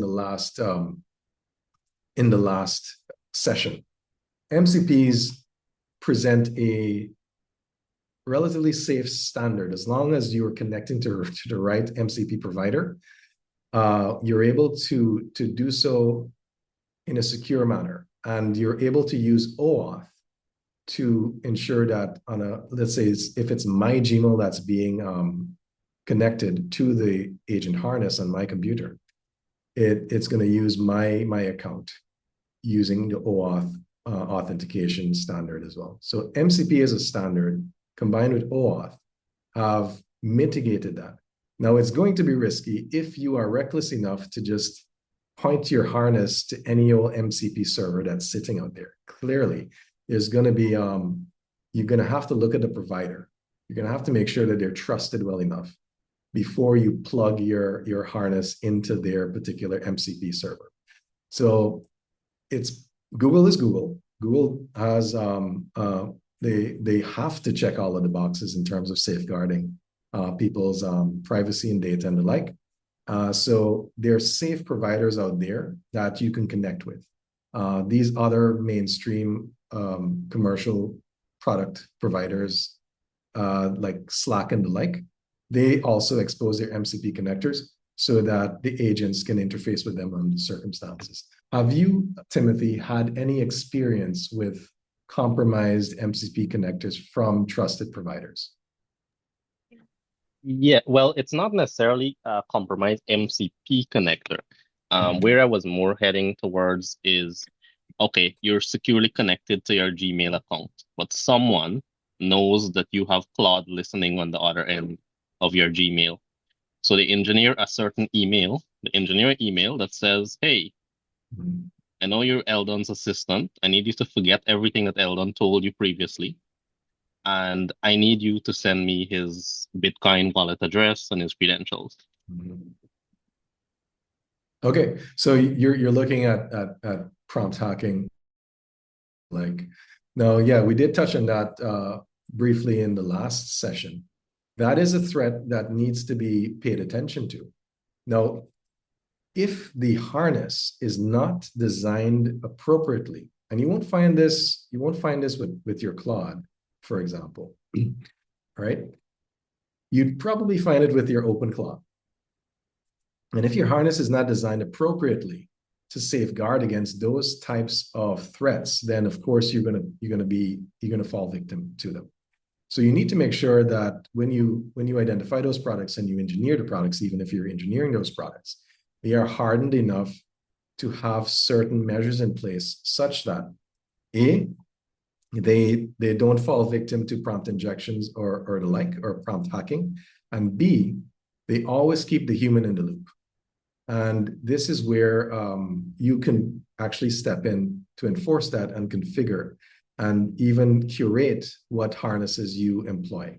So there are harnesses out there like OpenClaw that go off on their own volition and they do things on your behalf. Some folks love them. Other folks are wise enough to run them on sandbox machines so that they can't do damage if they go rogue and they go out there and do things, right? So it's really up to you to be aware of this and to choose your tools correctly, but ensure that you are always in the loop. And I think we also touched on that in the last segment as well. All right. Any follow-ups on that before we move on, Timothy? Yeah, I just wanted to basically see if there's anything additional that you're doing on top of what I guess the safeguards that Claude already has. Any particular system-wide prompts or something, like, let's say, hey, I'm connecting you to my Gmail, but you're not to ever respond to any emails, not to ever do anything like that. Right. You know, especially if you see, like, I guess certain topics, be careful around them. Yes. So I just wanted to know if there's anything on top of the regular Claude safeguards that you particularly might use to, I guess, reduce your any so you see vectors. this? You see this over here? That's where you start. So these agents, I mean, if you're very trusting, you could skip all approvals, right? But I'm always on manual. So it's always going to ask me before it does anything. It's always going to stage things and get my approval. I'm always in control. I'm always in the loop. All right. So you need to make sure that you engage it in the right mode as well. So this is what is putting things in check.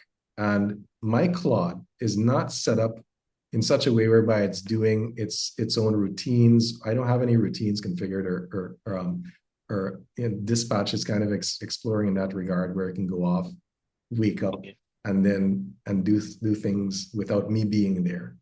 All right. Not quite just yet. So you need to make sure that you configure your harness so that you're always in the loop. This is a setting that most of these harnesses have that you're going to have to pay attention to. All right. Apart from that, the OAuth connection to my Google Workspace is pretty secure. I don't have any issues with that. And Claude, the harness itself is the agent that runs is pretty hardened against prompt injections and attacks. So yeah. So okay. My second question, I guess, is more of finding out your experience, because I'm not sure if you're on the team plan or if you're on the individual Claude plan, but I am currently using the individual Claude plan. And I'm wondering, some of the things you mentioned about collaboration, if those are potentially solved in a team plan, or is it still just not fully connected with your team and that sort of stuff? Yeah, the only way that Anthropic, really the plans don't necessarily contribute to that end. Co-work is being promoted by Anthropic as a means to answer the needs of professionals. And the way that they're approaching it, I'm on the individual max plan. The way that they're approaching it is to promote connectors. So you have your Claude, it sits here, and then you have to connect every other application space that you typically use to your Claude. And then you still have to drive your Claude. And the benefit of the connectors would be that it would be able to go off and read and write as needed from the various applications that are connected to it, which helps, right? But there's still this unnaturalness to the way that it's set up. You're still forced to go off into the different applications and still use them. Log into this part, jump over into that. You've got Slack over there, you've got Jira over there, and the like. And Claude sits here as yet another application in your plethora of applications as a professional. So they're pushing that. It works to an extent, but there's still something flawed in the design. And you'll see what I'm building up to in a moment. But let's keep the questions coming. I see you have another one. Are there any benefits to having Claude team? Okay, I think we addressed that. Yeah, that was the question. All right, so I see Fenella says, my issue is the amount of AI tools out there. I know, it's overwhelming. I use multiple apps. I wish there was one that could handle all of your tasks and projects. And we've also observed that even though AI is putting pressure on programmers and coders, to use these tools, you need a little background. That's correct. So I'll tackle the latter part of your comment. There are vibe coders out there, and then there are actual augmented developers. I'd like to call them augmented developers because they were developers first. They were developers and they were coders. They were coding manually before these coding agents came along. And with the coding agents, they became augmented. And even though they code manually less, or not at all for that matter, they still retain with them that background of how to break apart a problem, design a solution, and then code that solution up, test it appropriately, and then put it out there and continue to maintain it. Those things are still essential skills regardless of whether the AI writes your code or not. The vibe coders, on the other hand, don't have a background in engineering. They just understand requirements, and they're able to tell the AI, can you build an app to do X, Y, Z?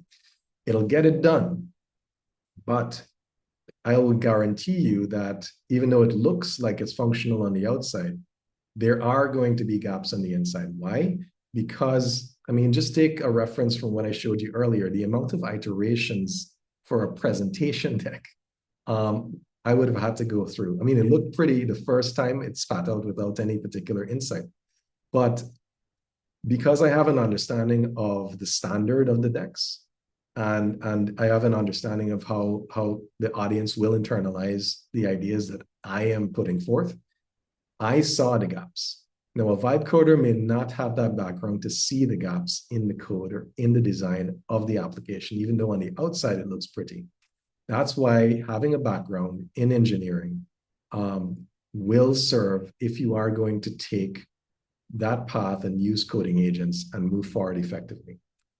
So given the overwhelming presence of software engineers in our midst, it'll be good to probably organize an additional workshop just for the engineers among us. Probably have a conversation about that after, but yeah, so definitely, so that's the latter part. You need to have a background in terms of using that, especially when it comes to coding or programming.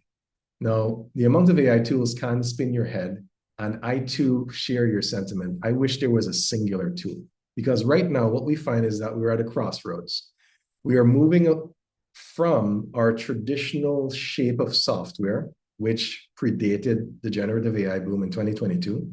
You know, your Microsoft Office and all the various apps that you ran on your desktop with the icons, and you would jump among them. And then there were the SaaS applications online. We're moving from the shape that we came from into something that we haven't quite figured out yet in light of AI. And this here, what you see here, is not the answer quite yet, because this is an entry point. It is a first cut in just harnessing the AI models and giving it to the consumers. And they are off in a particular direction, but it doesn't quite, I'm not sure why they haven't spent the time to really understand that bigger picture. Maybe they're looking at making it a bit more gradual. But the shape of what we need as professionals is not quite finely tuned yet, because it's just adding more complexity. There's yet another application, which is our harness window, Claude or ChatGPT and the like, that we have to hop into. All right. And with that, yeah, what about finance professionals? Yeah. The thing is, it's like the various domains, that would be on one level. Ultimately, there is a common denominator across all professionals when it comes to AIs. And this is why what's presented in this particular workshop are approaches, they're patterns. And regardless of your discipline, you can apply them appropriately and specifically. And you may need additional guidance to do that specifically, but it is still possible. Now, let me show you, since we're talking about the inadequacies, and I want to show you the concept. So starting off, I have a problem. I have a problem with the entire application space, the entire information space. I have a day-to-day basis. I have a number of different companies that I need to keep track of. Each company has its own software suite or collection of software that is required to run them. Not to mention the management procedures that are inbuilt in every single company. And then, of course, those companies have people that need to coexist and need to collaborate within an information space effectively. And I'm scratching my head and I'm like, we have AI. We have AI. Why are we not using it? Why have we not evolved the shape of software so that it can map to our current, or rather not current, but pre-existing demands, capitalizing on the opportunities that AI will bring? And with that, I want to present to you a glimpse. And you might have seen the website there. It's all on Integral. So this is what our project is called here. Let me try to see. Yeah, so it's running. This is what our project is called. It's called Integral. And the concept of Integral started with me needing something that was not a gazillion apps, that was smart, that had a central singular information space, a central singular queryable information space, and a resident AI, right, that can do anything within that information space. And this is what Integral represents. It represents our take at a new shape of software. And you might see some of these other tools online adapt. So they're going to be plugging in a little pop-up agent like this as well, or they're going to have more of an expansive agent space like this coming in. But the way Integral was actually built, it was taking all of those shortcomings, all of those issues, and understanding that it needs to be built or rebuilt from the ground up. So we built the entire substrate, all of the, or at least the way in which the information is organized. It's all graph-based. Why? AIs need ontologies. They need to understand the relationships among things. And it's a singular environment that brings all your disparate pieces of information together and information spaces together and interrelates them. And on top of that, it has the harness integrated into it. So there is a singular AI here that serves all your needs. And it knows about the substrate. It knows that there are files over there, there are records over here, there Kanban boards in that corner and the like. And it's able to actually interface with it, much like another person or an employee is able to interface with it. And what we would have been able to do, let me switch to workspace here. What we would have been able to do is create a substrate that is able to allow the AI to create its own apps within the environment. So if, let's say, you need something to do fixed asset management, we can just describe to the AI, I'd like you to create something that can manage my fixed assets and allow persons to check in and check out inventory. And this is what it was able to do. So it was able to create something like this where you can track assets. And it had different views where we can have a warranty calendar based on the assets warranty expirations, and then it lists out the actual assets. But the cool parts begins when I engage the AI, and I can just continue the conversation here. I can say, like, tell me more about this asset. Right, spell that properly. And again, this is a development preview, but the AI is able to see what you're able to see as you browse the application. So it'll know exactly what you're talking about. You see, it's already thinking, and it's in its thought process. It's seeing, like, you're looking at the MacBook Pro 14 entry, and it's able to reference all of the information, and then eventually you'll see a response come up. The reason why it's so sluggish is because we're using an open source model, which is not as accelerated as we'd like. It's not one of those mainstream commercialized models, but it'll eventually get the job done and be able to to report on this type of stuff. All right.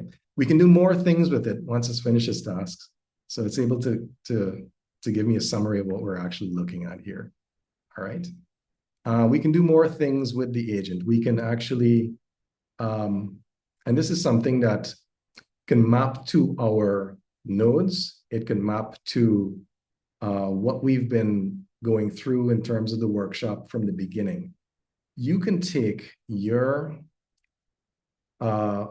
particular tasks, and if there isn't an app already in Integral that can help with the particular workflow or task, you can ask Integral to build it for you. So I'll give you some examples here.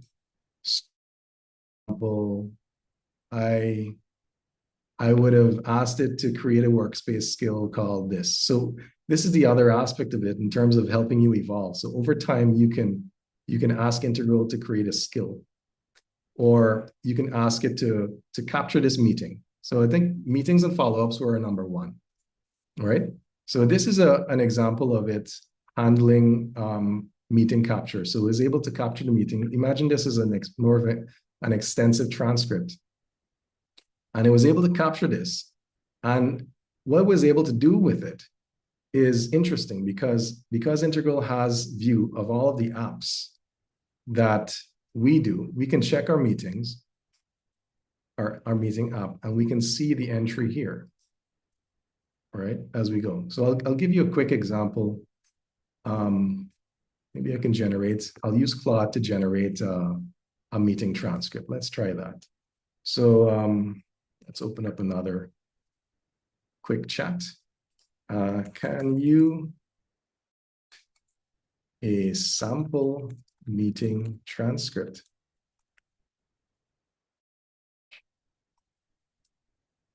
As tasks, action items,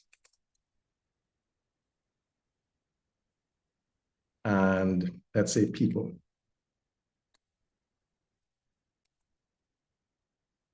Nothing, and let's say let's say 600 words.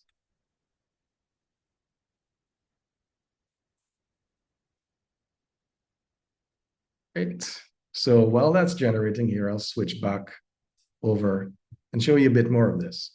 So in this little demo that we have here as well, there are aspects where I asked it to create an entire app. Let me go over here. So in this case, I asked it, can you set up an app for managing job candidates, tracking each candidate with their role, current stage, resume notes, on top of that, I screen every candidate and so on. The reason why I'm showing you this is it should be simpler than we have at our disposal right now. And the ability to allow your entire application workspace to evolve with your needs as a company or an individual is critical. Like I mentioned in the practices there, one of the last aspects is evolving or hardening your workspace. And you are able to do so with Integral because it's able to see the building blocks. It's able to put those together in an appropriate manner. And then you'll have an actual app that your team and you can use alongside the AI, all right? So what it also allows us to do is model our entire HR department, our payroll department, CRM type things, sales. Mind you, the AI has visibility on every single thing within this particular space, and it knows what to actually review. So if I ask it, let's start a new chat here. And so I'm gonna ask it, like what's happening in the company. It'll go off and it'll do that. In addition to that, Integral can work on routines as well. All right, so over in this chat, I asked it like every day at 9 a.m., can you give me, let me go all the way to the top here. It's like every day at 9 a.m., prepare a morning briefing, summarize active projects in progress, and leave it here in the chat.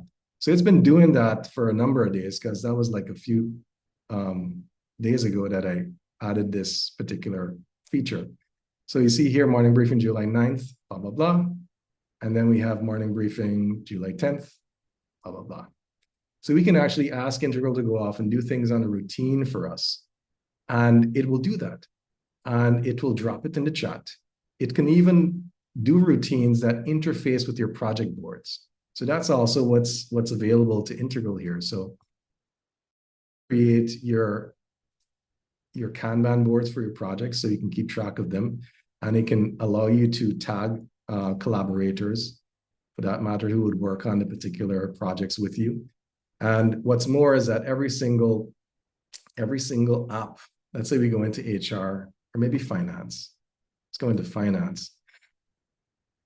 We can add dashboards to Integral. So we can ask Integral, this is still kind of under development, but let me see here. Can you add a useful dashboard to the finance app? Give me readings and proper charts. Something vague like that. Let's see how it handles that. And the way Integral works is it'll try to interpret what you're asking, and then it's going to run things by you if it needs to.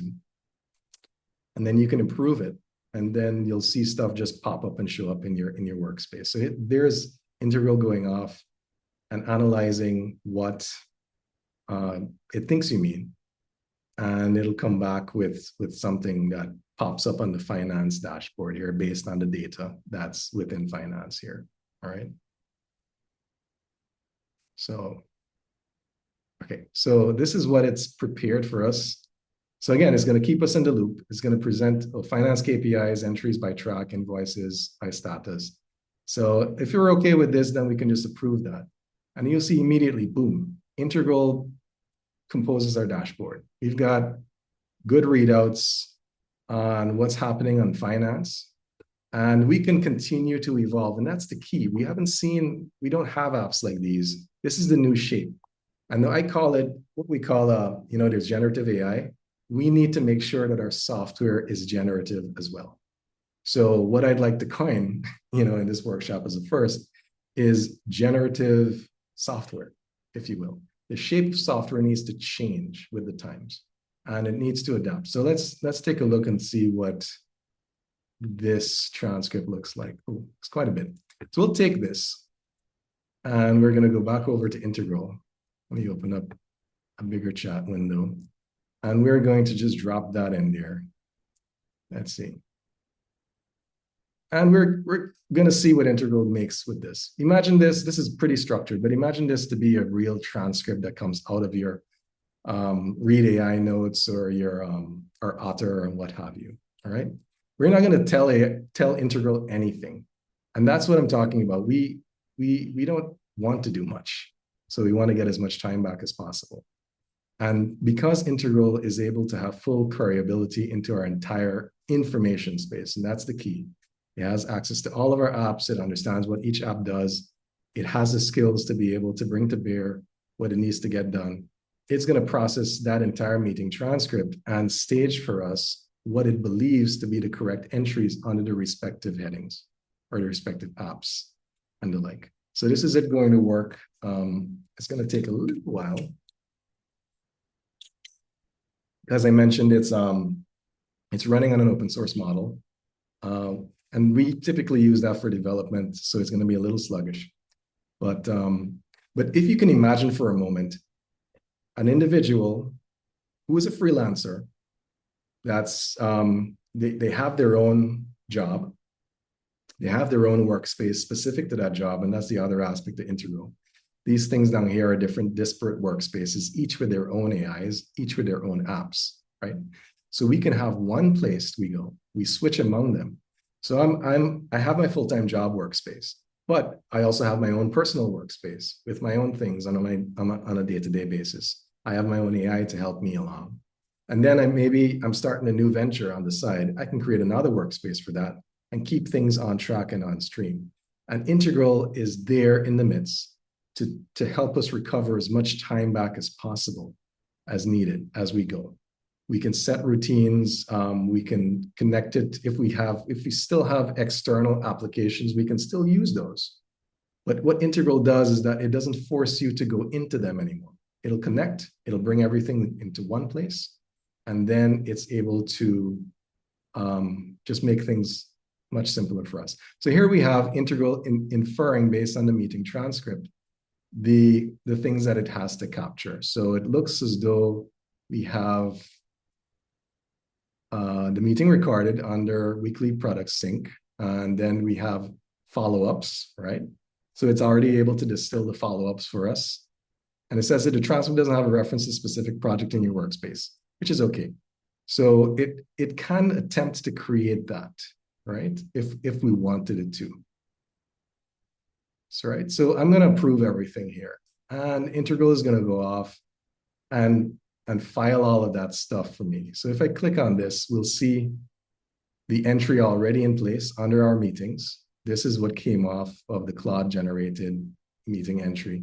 So it has a full sync as a transcript under meetings. But in addition to that, it should also have created tasks and projects and the like. So this is an example of what we can look forward to in terms of the new shape of applications. All right, so let me pause there, open the floor. Let me get some thoughts from you guys. What are your thoughts on this? Do you see utility in this? Do you see that this is moving in the right direction with regards to what applications should become, what Claude possibly should become? Right. Eldon, there's some questions in the chat you may want to get to. Right. Let's take a look. See, I believe. Okay, so I'm not okay. All right. Oh yeah. So Miss Lindy was one of our early test subjects indeed. All right. Good. So this is basically the next evolution of to low code apps like Notion or Airtable. That's correct. The thing with Notion, Monday, for example, or even ClickUp, it does allude to those types of other apps. The differentiator, however, would be in the way that they're actually engineered. You see, these other applications can't afford to build from the ground up. So their level of queryability and understanding relationships across the board would be constrained by that. The most that they were able to do is really connect the agent on top of what was there before the generative era, AI era, when they actually existed and they were in their prime. And the differentiator with Integral is, as you can see here, is that it maximizes queryability and it uses a substrate that is not, it's declarative.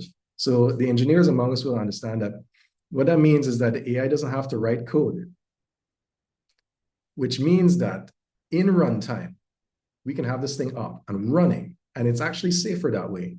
The AI can actually alter the shape of your application space in runtime, in real time, if we wanted it to. Further to that, we can, if we wanted to, alter it ourselves. So if there are more fields that we want to add or remove, we can customize to our heart's content, and our application space and the shape will adapt accordingly. All right. So no code. It's actually no code. The only code, if we want to consider code, would be YAML, which is really just a configuration format. All right. But yes, it does compare to some degree, but it's not quite that. And it's of its own shape altogether. Yes, so that's the other thing. I want you guys to have access to Integral. So, but I need to make sure that we have an early access list going. So if you guys are interested in gaining access to Integral once we're able to move to that beta testing phase, then I'd like you to go to the onintegral.ai website and send us an email through the contact form and indicate in that contact that you'd like early access. All right. So the link for that, let me try to get that up. So let's go here. So you can use this form. and you want to send us an email so that we know a bit about you, and we can certainly add you to that early access list. All right. Good. So let's continue here. So does it matter if I use Olama or LM Studio? No, actually, we want to give the user the ability to use anything that they want. So in Integral, you could configure or bring your own keys if you'd like. So as you can see here, it supports the major providers, Anthropic, OpenRouter. OpenRouter is pretty much just about anything you can plug into Olama Cloud. So you can bring your own keys, and you can power your agents that way. So it has full flexibility under that front.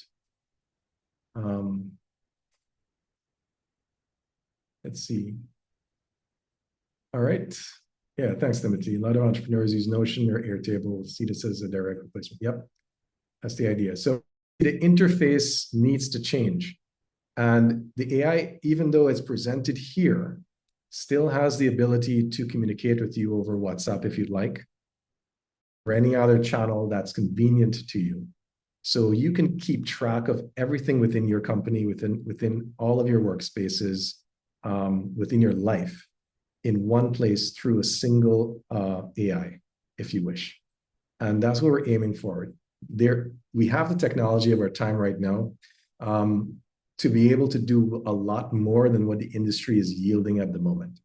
And this presents a glimpse into where we need to take the shape of software. And the other thing I wanted to highlight is you guys are witnessing this type of innovation coming out of this part of the world, which is unusual. I mean, traditionally unusual.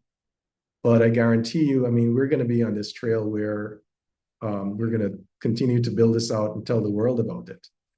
And I want us to recognize that regardless of where we are, what nationality, which part of the world, what economic status, or whatever it is, innovation can happen. And it can happen in the biggest way possible. And the barrier to innovating on this level could not be more, I guess, ephemeral or lower than it is right now. Thankfully, to the tools that we have at our disposal. So a tool like Integral would not have been possible without the generative AI era. We were able to accelerate through designs and implementation. And of course, the agent exists, and the models that power the agent, they're able to equip the agent with such capability to do those amazing things that you just saw and more, because we have the tools at our disposal. So I want to just leave this with you to recognize that if you've had an idea or you're thinking about getting something done, now is the time to act on it, because you couldn't find better tools out there to bring those ideas to life. I mean, we did it. And I think this is pretty promising under the circumstances, and it's born out of real problems that real professionals actually face. So I'm hoping that we can move forward and have many of you as part of our beta testing team for Integral to bring even more value to the world as we go. All right, so let's see. Do you have indicative pricing for when it's launched? We're still working through the specifics on that, but the point here, since we have this democratization of AI kind of built into us. The capitalists would say, we can shaft the consumers as much as possible because we know that they want this, they need this. The world is changing. China's answering back and equalizing access to AI. And it is a time where we should not be truly capitalist.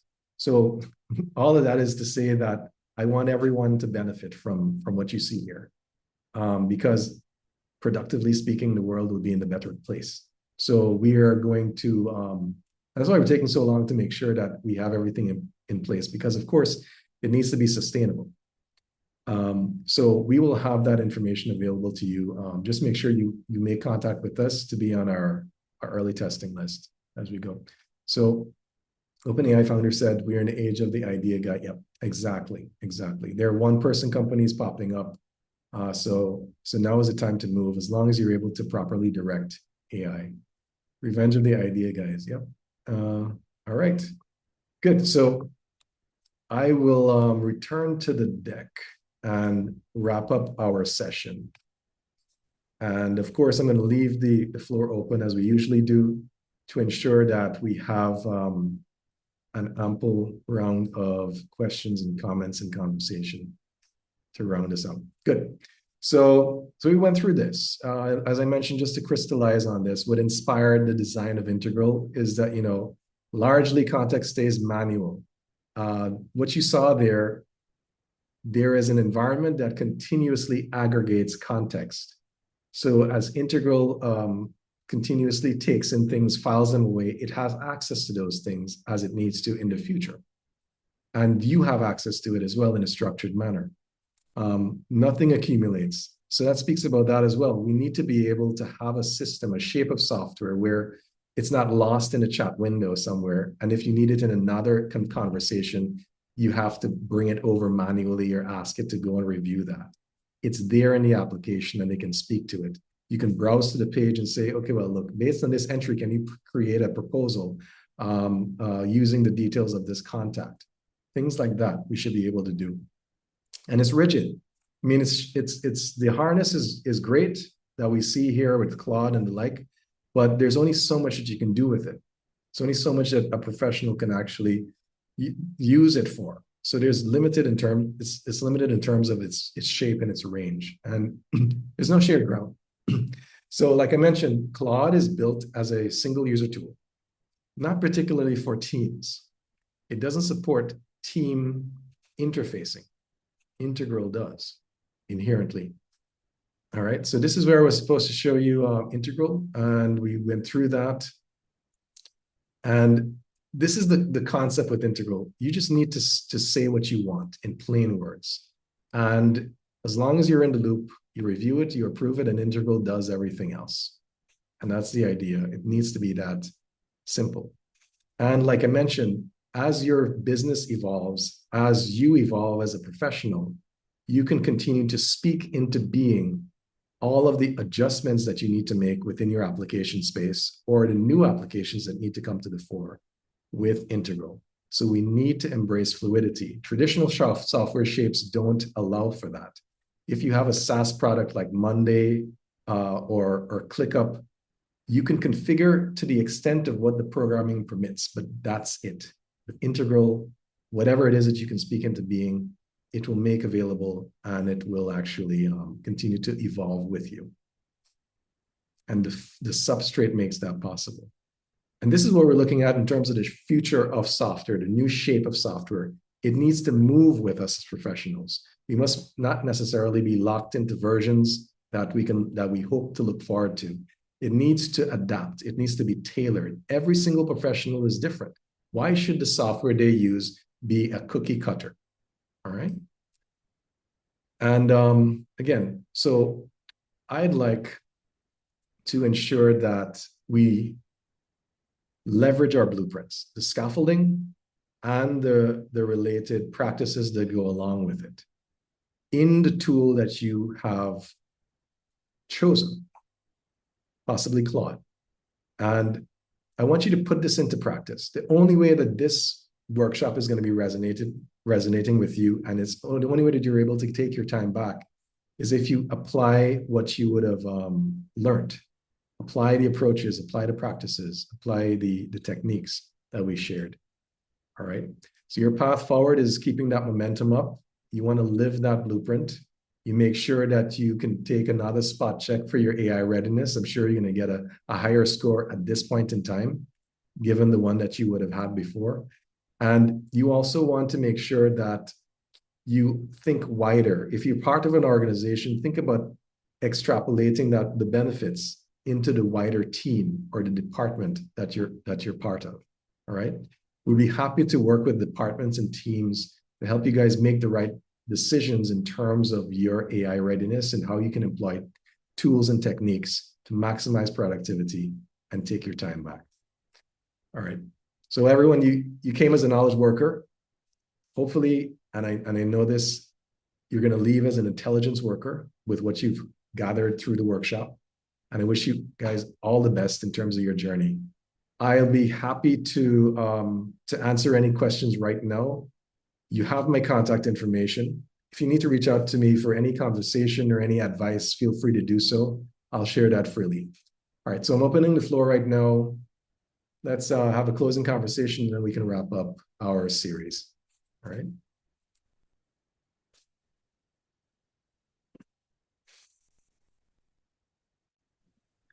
I really liked, if I can say, I've learned a little bit more than I came in with, definitely. I really liked the fact that these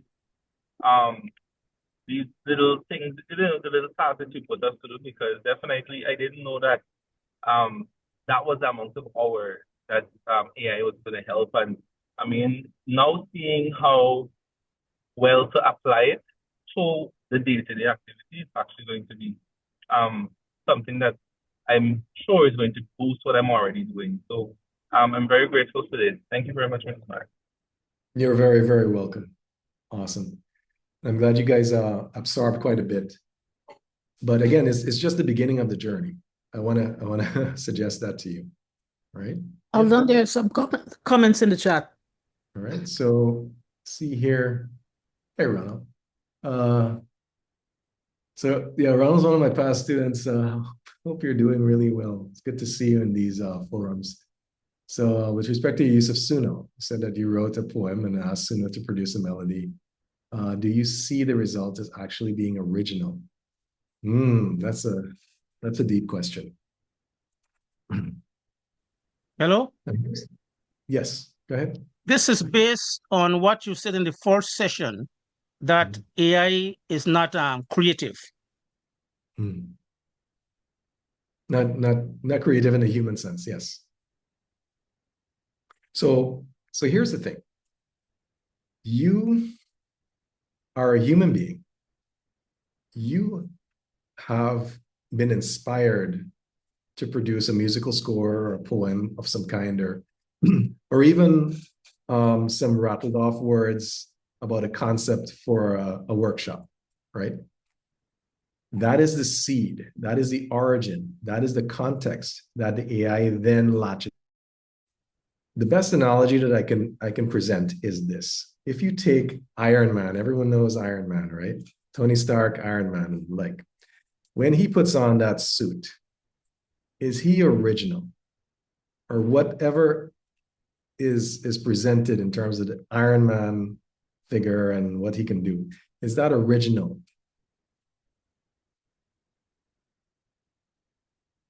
In any way? Or I guess another way that we can look at it is, you take Tony Stark out of the equation.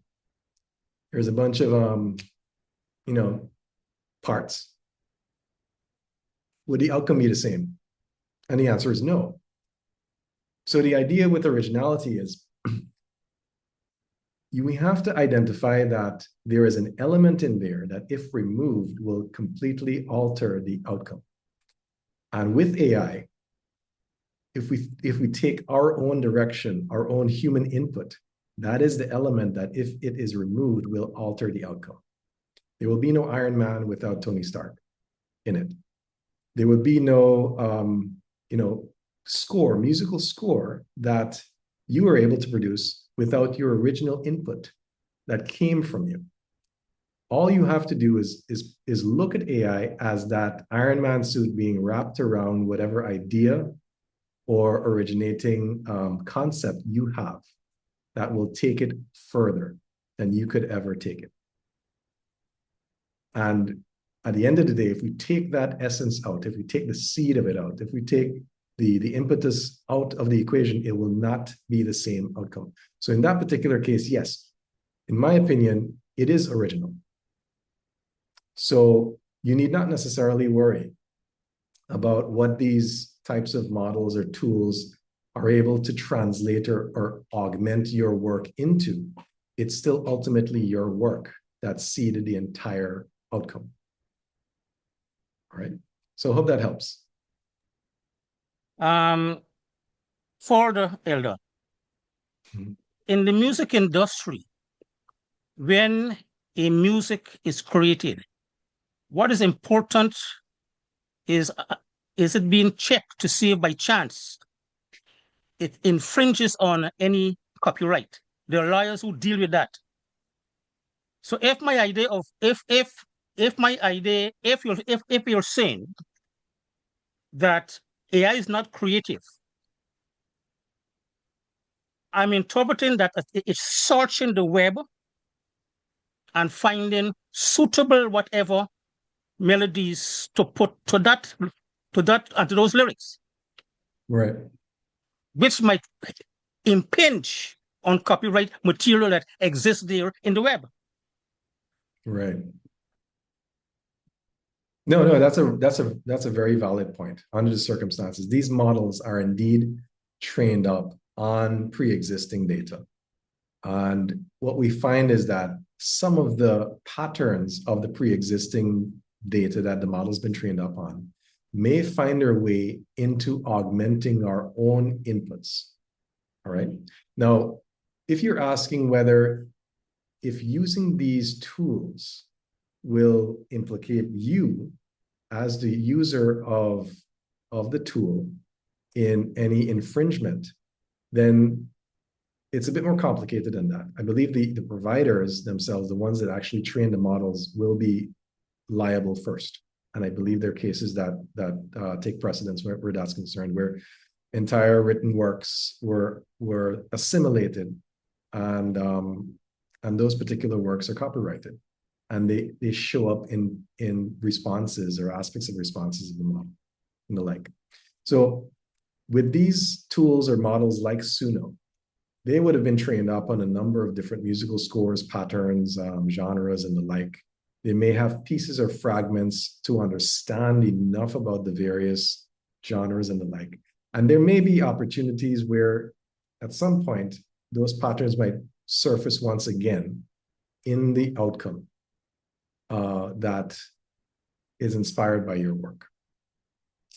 Now, when it comes to those scenarios, you, as the author, will need to make sure that you do your due diligence and verify and evaluate that whatever's produced here, this kind of sounds like this other beat that that's out there that's done by this other person. I may not necessarily want to move forward with this. Let me try to tune that so that there is a space that the outcome will exude more authenticity, more originality. So you'll have to also be vigilant in terms of using these tools to note. Now, of course, that's a tall ask in certain scenarios. I mean, you might not necessarily be aware of certain cross references and the like. And this is where the model providers will have to come into play. And they are under a lot of pressure to ensure that whatever they use to train their models and make them better are open enough so that if something like that happens, it will not implicate them, nor will it alter or affect those individuals who direct the models. So I hope that helps to lay the approach out well enough for you.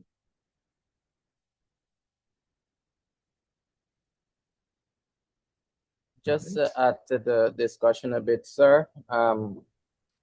What I think a lot of people get carried away with is instead of using AI as a sort of motivation and as a sort of help with tasks, they use AI and depend on AI wholesale rather than just using it for inspiration and using it to enhance and build on what they already have. That's true. That's true. So we need to make sure as knowledge workers not to take that route. So everything that I've presented in terms of the approaches and the practices, they will begin with you providing your unique context into whatever tool that you're using so that it can build on top of that and it can direct it. And ultimately, if you are indeed a true professional, that's the way that you're going to work. Because what you find is that if you don't give the AI enough direction or context that will be original to what you intend on producing, it may not produce quality results. And obviously, professionals are measured against that particular standard. Now, when it comes to creatives, that's another story. There may be situations in which there are folks out there that really don't put in much, and then the AI is able to go off, do its magic, and produce things. And again, it's a whole other conversation where those folks are concerned. But I'm going to bring it back to you as professionals, as intelligence workers. It's important for you to seed and direct this technology appropriately. All right. So never work with shallow context, never work in that regard moving forward.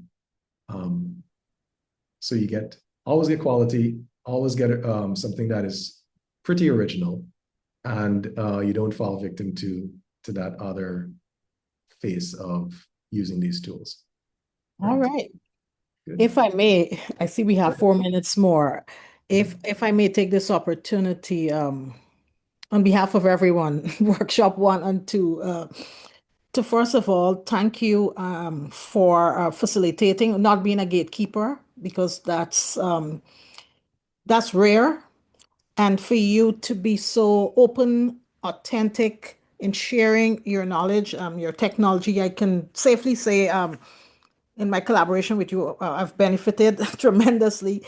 And and I also had a sneak preview of this integral platform, and the fact that you understand the context, especially those of entrepreneurs who are doing multiple things on the go. I heard Timothy mention him using his voice to capture voice notes to get things done, and then using getting the work done while he's on the go from his phone to Claude with his desktop somewhere else, I guess. So what I really like, what we should not leave this session thinking, is that we can create solutions right here in Guyana.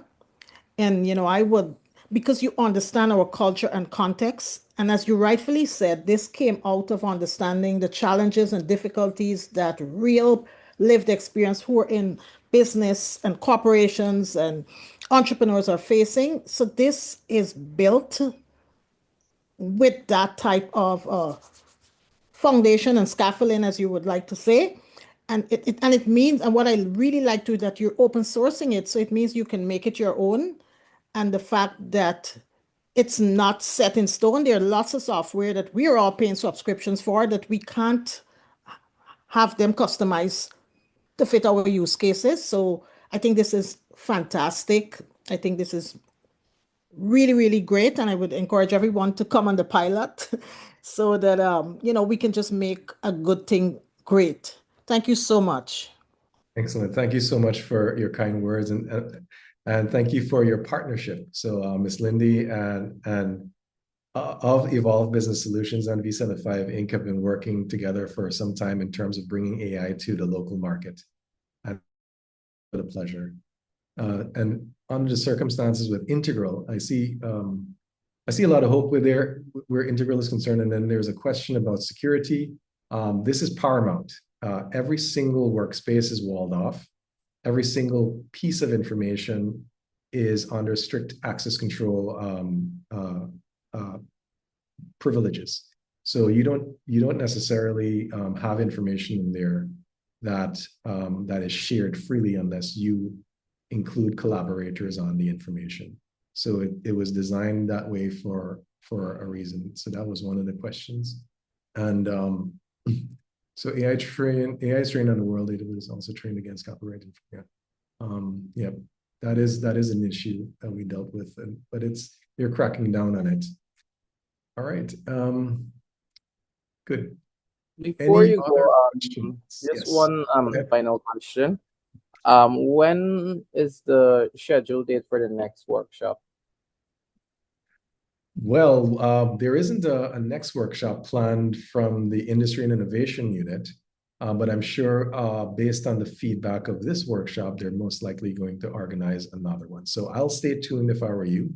What's also inspired me is that we need a workshop for engineers.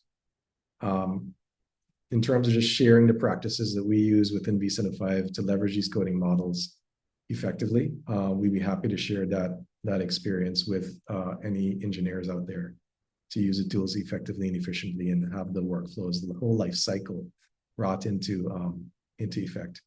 Further to that, we'd be willing to actually work with your departments or your teams.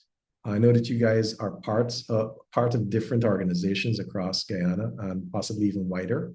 We have a process in place. What you've seen here in the workshop is just an aspect of this, because we knew just build is not enough in this era.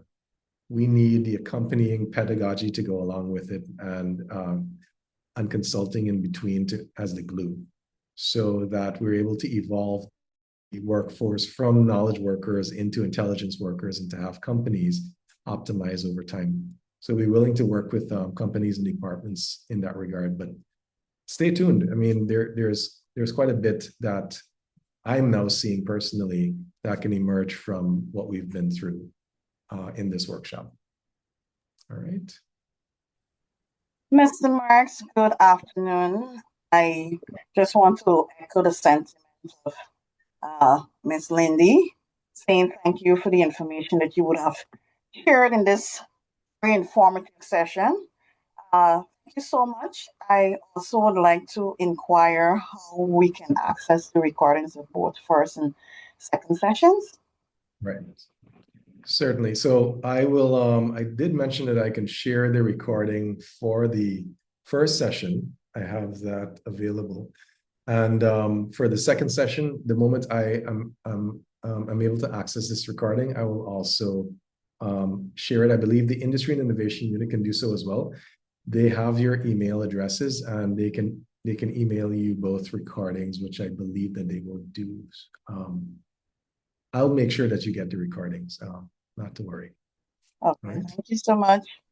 You're welcome. Great. Everyone's very, very welcome. So I'm glad it was a benefit to everyone. And I'm hoping that you can really employ these techniques and the tools available that were shared with you. If there are any issues that may come up, or if you have any gaps, feel free to reach out and I'll be happy to assist. All right. Great. All right, everyone, I think we can call it. If there isn't any other question on the board, you have been an amazing audience. And I want to also thank you for your time and your attention. 3 hours straight, especially through lunch, is no easy task. Thank you for sticking through. And I'm hoping that we'll have more of these in the future, where we can properly leverage the technology of our time to take our time back and do more with it. All right. So with that, we're going to end our series for now.